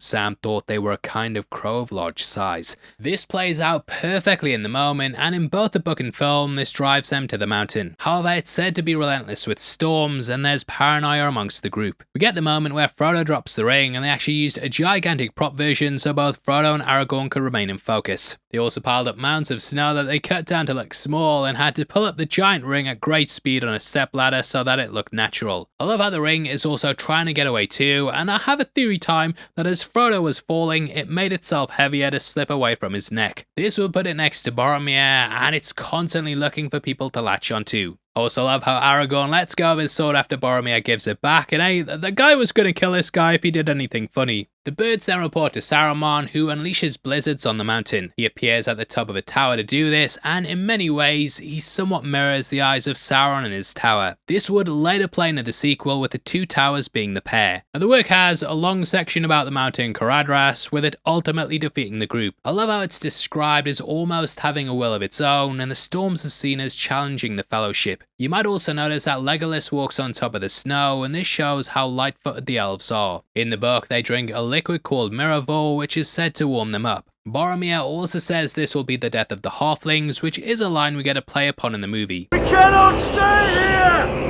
This will be the death of the hobbits! In the end, they decide to stumble back down, with the work saying Caradhras has defeated them. They even see some birds, but don't have the energy to hide. It really highlights the group's first loss, and it sets them back days on their mission. Now this then takes us into Journey in the Dark, with them debating back and forth whether to take the ring to Moria. Moria in Koine Greek means folly or foolishness, whereas in Elvish it means black chasm. So it ain't exactly the best path, mate. Due to them not hearing from Balin though, there's still hopes that Moria is free, and they weigh up the pros and cons. Also, is it Balin or Balin? Be fair to me, guys, yeah? This is a 25,000 word essay, yeah? So if I make one mistake or mispronounce something, you guys just think back to when you did an essay in high school, yeah? If it was 2,000 words, did you make a mistake? If you did, then please let me off in this 25,000 word one. I'm begging, please, it's a lot of work. It has broken me, but this is cut short when they hear wolves on the wind and distinguish that these are actually wargs. Where the wargs howl, the orc prowls. Now they get attacked by them, and though they manage to fend them off, they realise Bill the pony's not going to make it through Moria. Now if you thought Bill getting sent off in the movie was sad, it's even worse in the book. They know they'll have to send him off where there's wargs in the area, and it breaks Sam's heart. Now in the movie, they weren't actually even going to get him because of the difficulties of transporting a pony up a mountain. So instead, some of the shots use the classic pantomime trick where it's just two people dressed up as a horse. In the movie, he kind of appears out of nowhere with him just showing up after the mountain. They did plot a scene where they found him in the old forest, but eventually scrapped it after realizing it didn't matter. Movie's nearly 4 hours long, mate, you gotta cut something. However, he does stay with them to the lake, but when the Watcher arrives, he flees into the night. And that takes us to the door scene, with it being a perfect recreation of how it looks in the book. This was built by Celebrimbor, and it also appeared in Saruman's book with the Balrog. The text has Gandalf saying he'll smash Pippin's head against the wall like the like button if he doesn't shut up, but yeah, there's just something off about the area. He stooped, and picking up a large stone, he cast it far into the dark water. The stone vanished with a soft slap, but at the same instant there was a swish and a bubble. Great rippling rings formed on the surface, out beyond where the stone had fallen, and they moved slowly towards the foot of the cliff.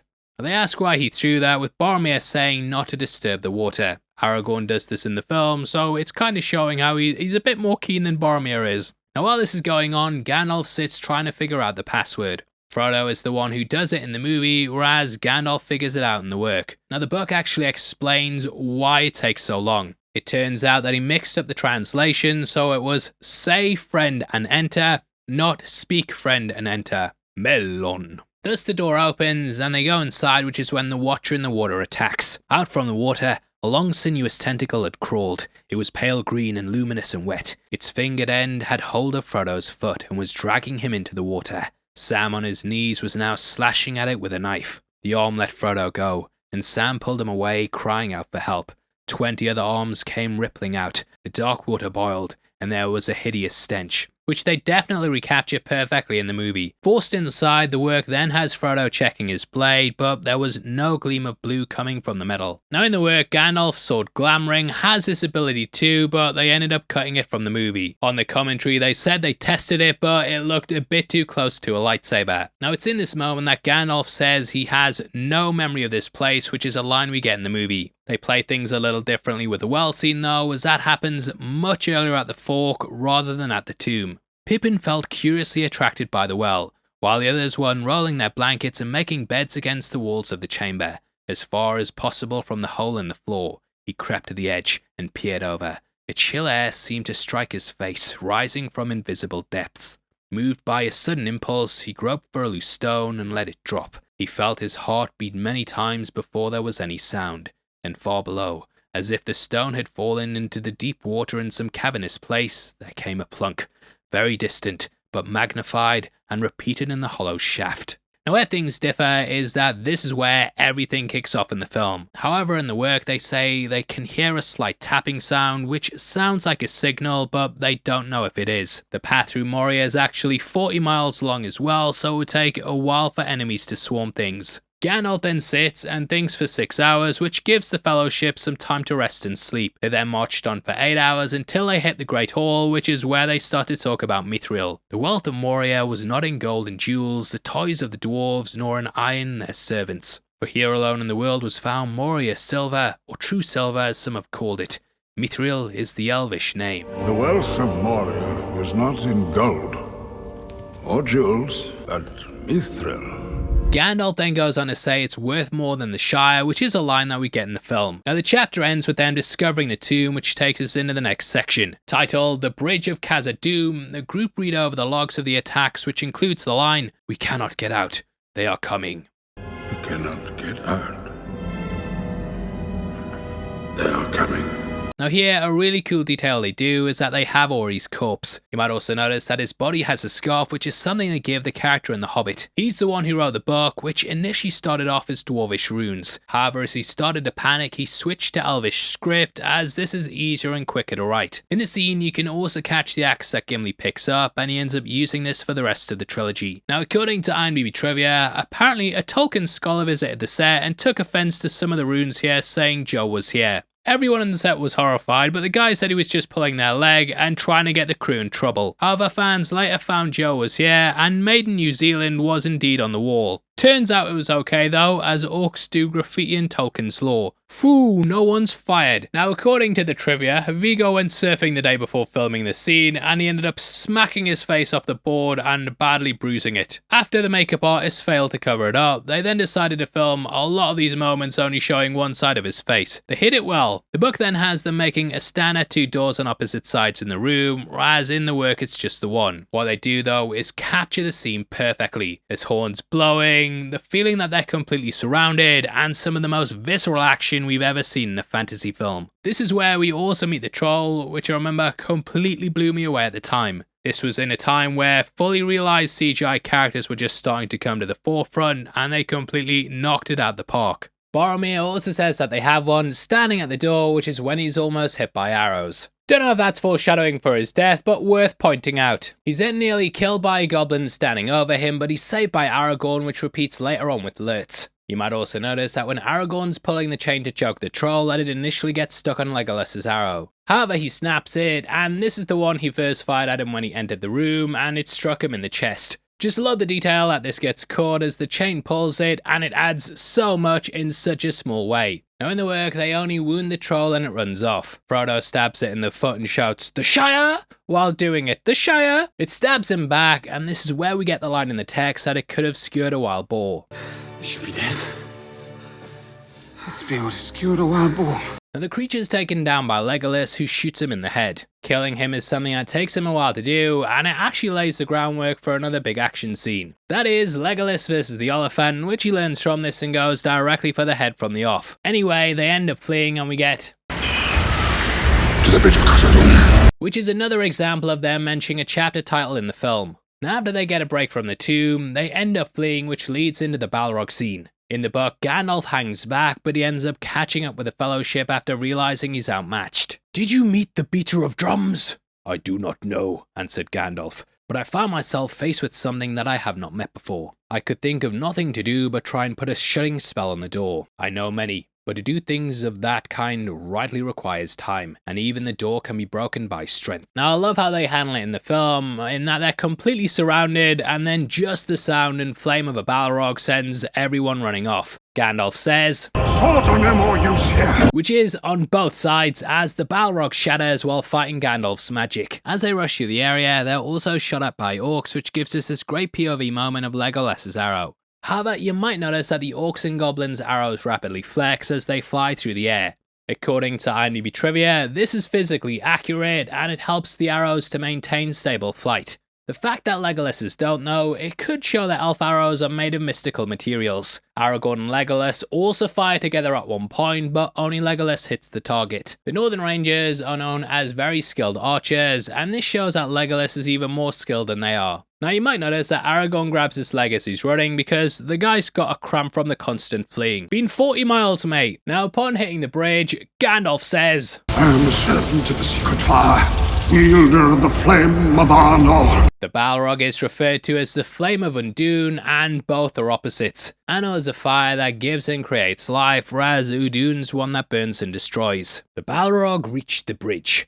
Gandalf stood in the middle of the span, leaning on the staff in his left hand, but in his other hand Glamdring gleamed, cold and white. His enemy halted again, facing him, and the shadow about it reached out like 2 vast wings. It raised the whip, and the thongs whined and cracked. Fire came from its nostrils, but Gandalf stood firm. "You cannot pass," he said. Now this is something that we get in the movie, and though he eventually says, "You shall not pass!" he starts off by saying, "You cannot pass!" Now this leads into the apparent death of Gandalf, with the group fleeing as he falls. The chapter ends ominously with the drum beats fading, and that to me has always been symbolic of his heartbeat. He does of course come back, but at the time, that's the way I took it. Even still, the group get a proper chance to grieve for Gandalf, which is the perfect way to give it impact and make the audience feel like he's truly gone. This then takes us into the chapter Lothlorien. Now Galadriel's house here was actually the largest miniature set built for the trilogy, where they produced 58 miniatures, which eventually got nicknamed Bigatures. This is because they got so big in detail that Jackson was able to film them up close without people realizing they were fake. That's normally an issue when you get miniatures, which is why they're often shot from a distance. However, they completely nailed it, and yeah, it translates perfectly to the screen. Filled with grief, they look back at Caradhras and feel like it mocks them. Gimli even shakes his fist at it, which always reminded me of the old man yells at cloud meme. And this is where they check Frodo's wound, and it happens after a full day of collecting leaves from the forest to heal him. Could have told us earlier, mate. However, the woods are peaceful, with the book saying there's not a sound of orc, just the wind. They do feel like they're still being watched though, with Frodo swearing he saw a pair of eyes. I always feel like Jackson took that and put it in the Moria Gollum scene, and they constantly tease that he's not far behind them. Reaching the stream Nimrodal, Legolas ends up singing about the river and Gandalf, but he has to stop as it gets too sad. Climbing a tree, it's here when the elves strike. This includes Haldir, who we meet in the movie, and the book then gives us the line, "The dwarf breathes so loud we could have shot him in the dark."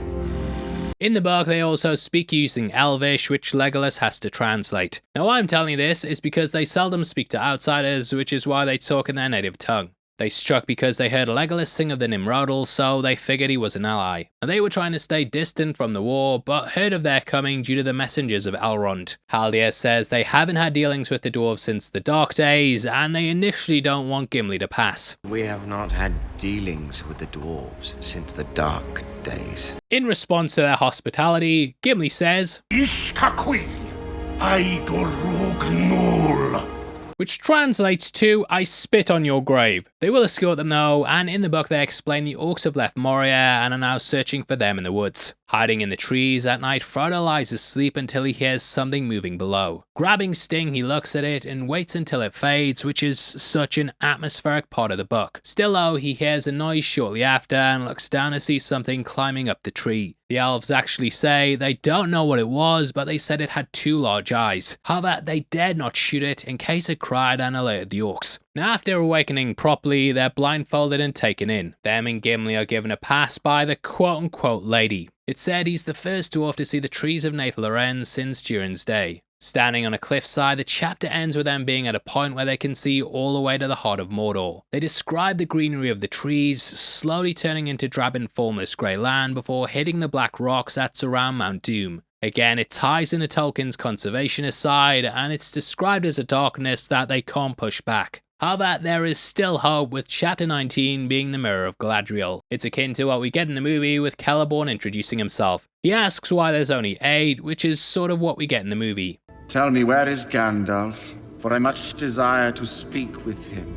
And that's one of them lines that, I don't know why, but I genuinely think about it all the time. I don't know if it's the wooden acting or what, but whenever I want to speak to someone, I'm always like, "Please tell me where Ryan is, for I much desire to speak with him." Galadriel's eyes are also filled with bright lights, and they use special rigs to make it seem like she had starlight in them. This was done because Galadriel's the last elf to see the light of the trees of Valinor, and thus it stayed with her forever. Also, like, rewatching this, I think Cate Blanchett might legitimately be an elf, because she looks exactly the same now. Anyway, in terms of the book to movie translation, this chapter is probably the most accurately transferred to screen. There's the bit about needless will none of the deeds of Gandalf, and how their quest stands on the edge of a knife. We also get the scene of the elves singing the lament for Gandalf, which Legolas is too torn up with grief to translate. On top of this, Sam adds his verse about the fireworks, and just like the movie, he says it doesn't do him justice. "The finest rockets ever seen. They burst in stars of blue and green." But I'm not a rapper. I love the way Aragorn hits someone as well to stop them ignoring the crap verse. In the end though, the Fellowship find peace here, and in the work it says it's like a holiday but also like a home. However, there's a job to do, and in the end it's Sam who rouses them up. "It's a job that's never started as takes longest to finish," as my old gaffer used to say. Still though, they take a visit to the mirror, which is depicted slightly different in the film. Galadriel breathes on it in the book, which is akin to how priests breathe on water before a baptism. It's Sam who looks into it first, and he's the one who witnesses the Shire being dug up. This is something Frodo sees in the film, and it actually foreshadows the end of the story. In Return of the King, the Hobbits end up returning there and finding that Saruman's taken over. This was adjusted for the film though, with him dying at the beginning of the extended version. Here it's played more like a potential future, with the work sort of playing into that as well. I actually found the passage there when I opened up the book. "You did not wish to go home without your master before you looked in the mirror, and yet you knew that evil things might well be happening in the Shire. Remember that the mirror shows many things, and not all have yet come to pass. Some never come to be, unless those that behold the visions turn aside from their path to prevent them. The mirror is dangerous as a guide of deeds. And some things that have not yet come to pass. Now in the book, Frodo's vision is a lot more different. At once, the mirror cleared and he saw a twilight land. Mountains loomed dark in the distance against a pale sky. A long grey road wound back out of sight. Far away, a figure came slowly down the road, faint and small at first, but growing larger and clearer as it approached. Suddenly, Frodo realized that it reminded him of Gandalf. He almost called aloud the wizard's name, and then he saw that the figure was clothed not in grey, but in a white that shone faintly in the dusk, and in its hands there was a white staff. The head was so bowed that he could see no face, and presently the figure turned aside round a bend in the road and went out of the mirror's view. Doubt came into Frodo's mind. Was this a vision of Gandalf on one of his many lonely journeys long ago, or was it Saruman? Very, very, very dramatic there. Now they obviously play into this confusion in the Two Towers and have the characters wondering whether the White Wizard's Gandalf or Saruman. In the end, Frodo offers her the ring after hearing that one of the Fellowship will betray them. This then goes into one of the most iconic scenes in the film. And now it comes at last! You will give me the ring freely! In place of a Dark Lord, you will set up a Dark Queen! And I shall not be dark, but beautiful, and terrible as the morning and the night. Fair as the sea and the sun and the snow upon the mountain, dreadful as the storm and the lightning, stronger than the foundations of the earth. All shall love me and despair, which, yeah, I'm not doing justice, but haven't quite matched Cate Blanchett there, but you'll have to bear with me because of YouTube copyright strikes. Now, though she passes the test and resists the temptation, it's very much seen as being a lose-lose for the elves. If they lose, it's gonna spell doom for them in Middle-earth, but if they win, they'll go into the West. Ultimately, this will still be their end, and that takes us into the chapter Farewell to Lorien. Now, every member of the Fellowship gets an offer to stay, but in the end, all decide to go. However, they're still not sure where to, and they say there's two shores they can go to. Ultimately, they end up on opposite sides of this, with it setting the fractures up of them here. Boromir wants to go to Minas Tirith, but as we know, it wouldn't end well. One day, our paths will lead us there. Aragorn's divided over this though because he wants to unite the realm as the king. Still though, it's at this point they receive their gifts, with each being given a cloak and hood to fit their size. May these cloaks help shield you from unfriendly eyes. Later in Two Towers, we would see how these are used as camouflage. Sam gets a rope which would play off in the Two Towers as well, and Gimli gets 3 strands of Galadriel's hair. Big simpin'. In the book, these were used to create the Silmarils, and it's an olive branch to repair the dislike between dwarves and elves. She also says this to Aragorn, and pay close attention to her face. You have your own choice to make, Aragorn. To rise above the height of all your fathers since the days of Elendil, or to fall into darkness with all that is left of your kin.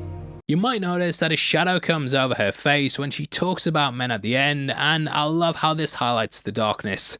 Now the group then set out onto the river. They describe seeing a great swan which is eventually revealed to be a boat. In both book and film, this is revealed to be Galadriel's, and she gives them their final farewell. And you, ring-bearer, she said, turning to Frodo, I come to you last, who are not last in my thoughts. For you I have prepared this. She held up a small crystal phial. It glittered as she moved it, and rays of white light sprang from her hand. In this phial, she said, is caught the light of Erendiel's star, set amid the waters of my fountain. It will shine still brighter when night is about you. May it be a light to you in dark places, when all other lights go out. Now Erendiel is the elf who travelled by sea to the Valinor, and he carried a star across the sky. His son later became the king of Numenor, and this light is supposed to be a beacon that ties into him. It contains the light of the trees of Valinor, and eventually is used when fighting Shelob. Now this takes us into the chapter titled The Great River. It opens by telling us that while they'd been rested up, the Dark Lord had not been idle. His forces were beginning to mount up, with them now being frequent across the lands. On top of this, we have Gollum still stalking them, which we also get depicted in the extended edition. 'Twas the eyes that made me sit up, so to speak. I saw what I took to be a log floating along the half-light behind Gimli's boat, but I didn't give much heed to it. Then it seemed as if the log was slowly catching us up. In the book, they say he's too keen a fisherman, which then gets warped into this line in the movie. I had hoped we would lose him on the river, but he's too clever a waterman.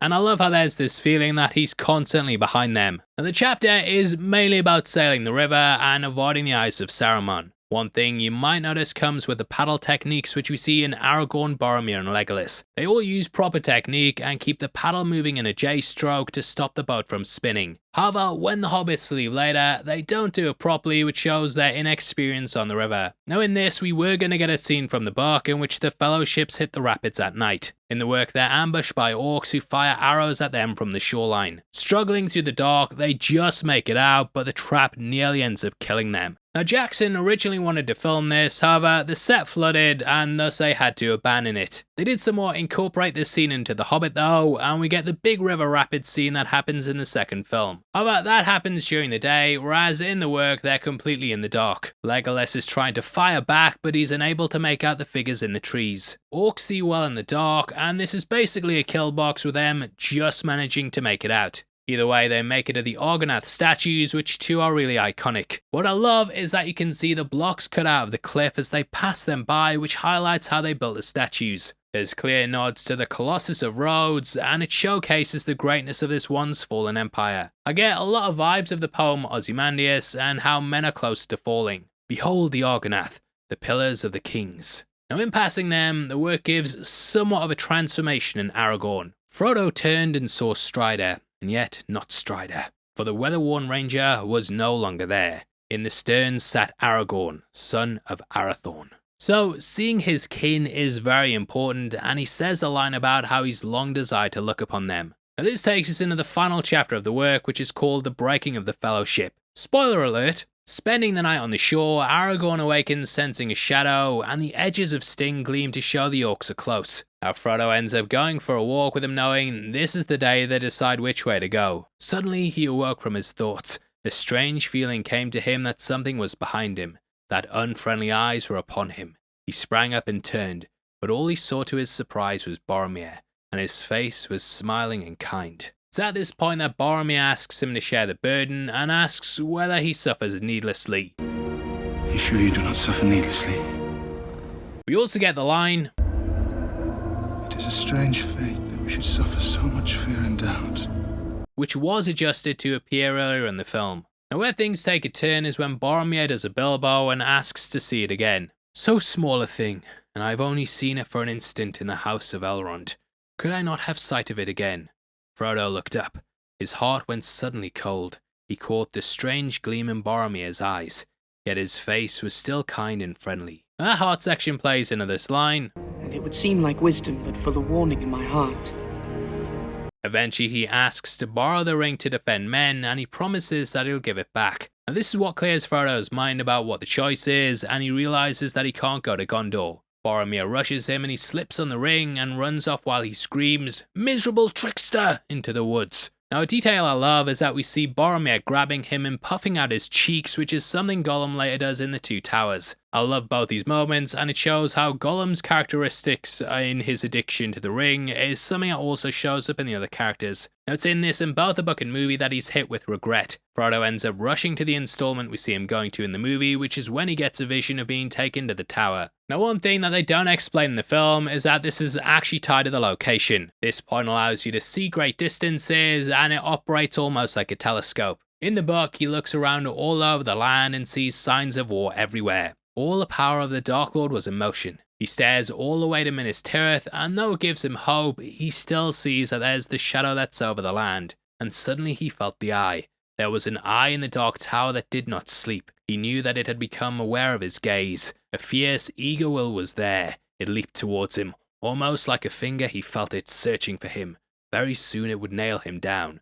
Know just exactly where he was. Now on the shore, this is where the group realize he's gone. I love how they notice Boromir's gone too, which is highlighted in his shield being left behind. Shields are used as defense, but this being left behind shows he's no longer defending Frodo. In the book, Boromir returns to tell them what happened, and they all dash off looking for the character. Now they alter things for the film, as this is when the Uruk-hai strike. As mentioned earlier, this all actually happens in the opening of the Two Towers. The chapter is titled The Departure of Boromir, and it begins with Aragorn tracking the character. He follows the hill up to the high seat and then hears cries before the horns blasted. In the film, he comes across Frodo, whereas in the work, he never saw him again. I like what they do in the movie though, as it shows him resisting the ring. It's basically a reverse of the scene with Boromir, and it highlights there's still hope in men. Isildur's Bane even calls out to him, and if you put on the subtitles, you can hear it says Aragorn.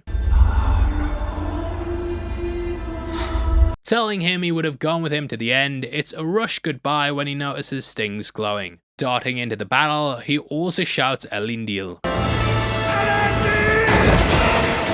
Using this as a war cry, it shows he's still carrying the ideals of old and the king who stood up against Sauron. Now in the movie, I love that we get this big action scene and Legolas goes rapid fire on the Uruk-hai. Since then, several archers have attempted this, with it being a challenge to fire that many that fast. Frodo comes across Merry and Pippin, and it's kind of sad thinking Pippin was there asking why he wasn't coming with them. It's kind of like a lost puppy. Merry realizes though, and we kind of see as the Fellowship all come together to buy Frodo time to escape. They know it's over, but will all fight to the death to make sure Frodo continues his journey. Even Boromir gets his shot at redemption, and he saves Merry and Pippin from being cut down. Blowing his horn, Legolas and Aragorn then hear it. I love how we get this amazing tracking shot as we travel down the hill from them to him, and it just keeps you as part of the battle. Now we don't get Boromir's death depicted in the Two Towers, but we do get Aragorn coming across him. A mile maybe. From Parth Galen, in a little glade not far from the lake, he found Boromir.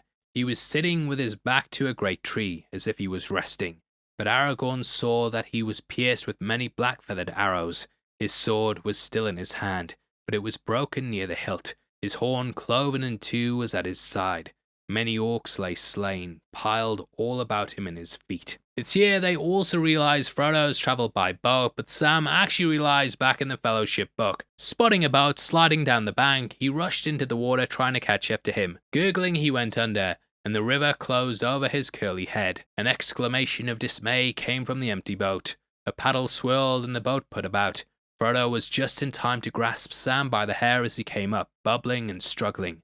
Fear was staring in his round brown eyes. And these underwater sequences were shot on a sound stage, with them adding the water effects digitally. Still, it looks great though, but when you know it, you can kind of see them using a fan to mimic the flow of water. A detail I love though is that we get focus on the hand as Frodo reaches in and pulls him out. This is a detail that would be flipped in the final film as Sam reaches for Frodo at Mount Doom.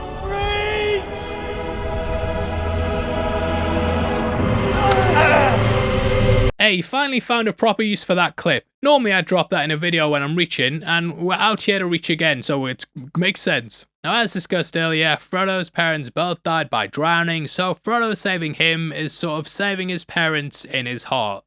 You're gonna do the reach, aren't you? Yes!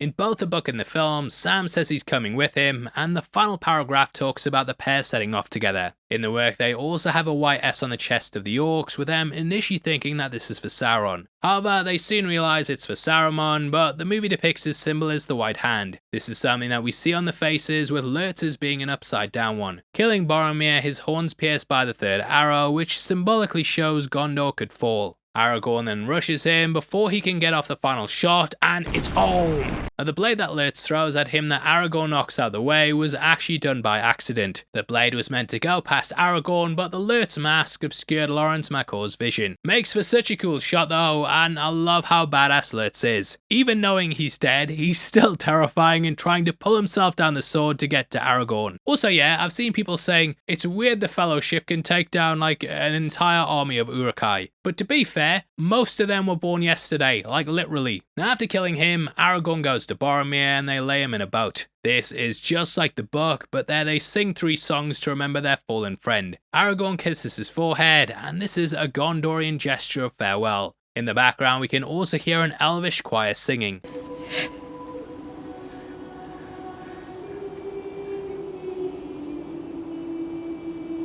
The lyrics of this translate to, I do not love the sword for its sharpness, nor the arrow for its swiftness, nor the warrior for his glory. I love only what they defend. This is also sung by Faramir later in the book, and huge shout outs to Lord of the Rings fans or dorks for pointing that out. Also, dorks is spelled like orcs with a D on the front, which very clever pun that. I like it. Now he then watches his body sailed over the waterfall with them using a dummy for this shot. This was apparently so convincing that a member of the crew asked if it wanted anything for lunch. During this we also see Aragorn taping up Boromir's braces because it's a shame to let some good gear go to waste. Now this was actually Viggo's idea and he wore them to remember his promise. He would not let their people fall to ruin and he keeps his word in the end. This even extends to the flash forward dream fantasy in which he's dead and we can still see the character wearing them. This shows he never forgot his promise and in the end didn't let men fall. Now, this promise extends to the dialogue here as well, and in the Two Towers book we get the line how he would have gone with Frodo until the end. He then promises not to abandon the captives and they set off to rescue Merry and Pippin. Frodo and Sam then head off to Mordor, and though Gimli says the fellowship has failed, Aragorn says it hasn't as long as the bond they made holds true. Mounting up to go and hunt some orcs, I still get goosebumps in these closing scenes. Now out of the three, this is actually my favourite movie and that ending teases so much for what's to come. I just feel like this film has it all and it tells a great origin story, has impactful emotional moments, action,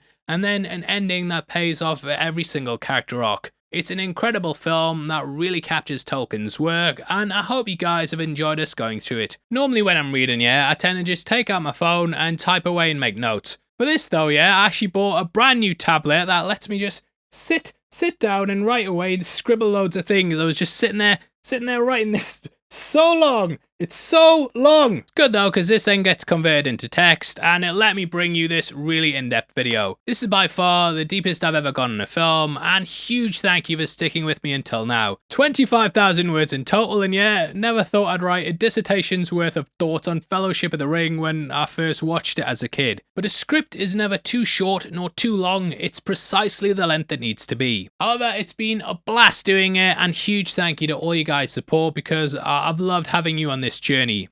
I'm glad you're with me. Also started the Two Towers to read the Boromir chapter, so I might as well finish it, and that video will be coming soonish. I say soonish, but this one took a while, and we had to basically mothball a lot of videos to get this done without it seeming like we dropped our usual schedule. But we got it out, and huge shout outs to Steesh, Matt, Jonathan, Kobik, Griffin, Cade and Lawrence for all their hard work editing this together. Now if you want to support videos like this, then please click the join button, and for less than $1 a month you'll get early access to breakdowns. Means we can do videos like this on older films without worrying about revenue, and huge thank you to everyone who's signed up. Now if you want something else to watch, we've got our ultimate breakdown of the original Star Wars trilogy on screen now. That covers all the details in the original trilogy, and definitely head over there right after this. Rest in peace James Earl Jones, and with that out of the way, I've been your host Paul, you've been the best, and I'll see you next time. Take care, peace.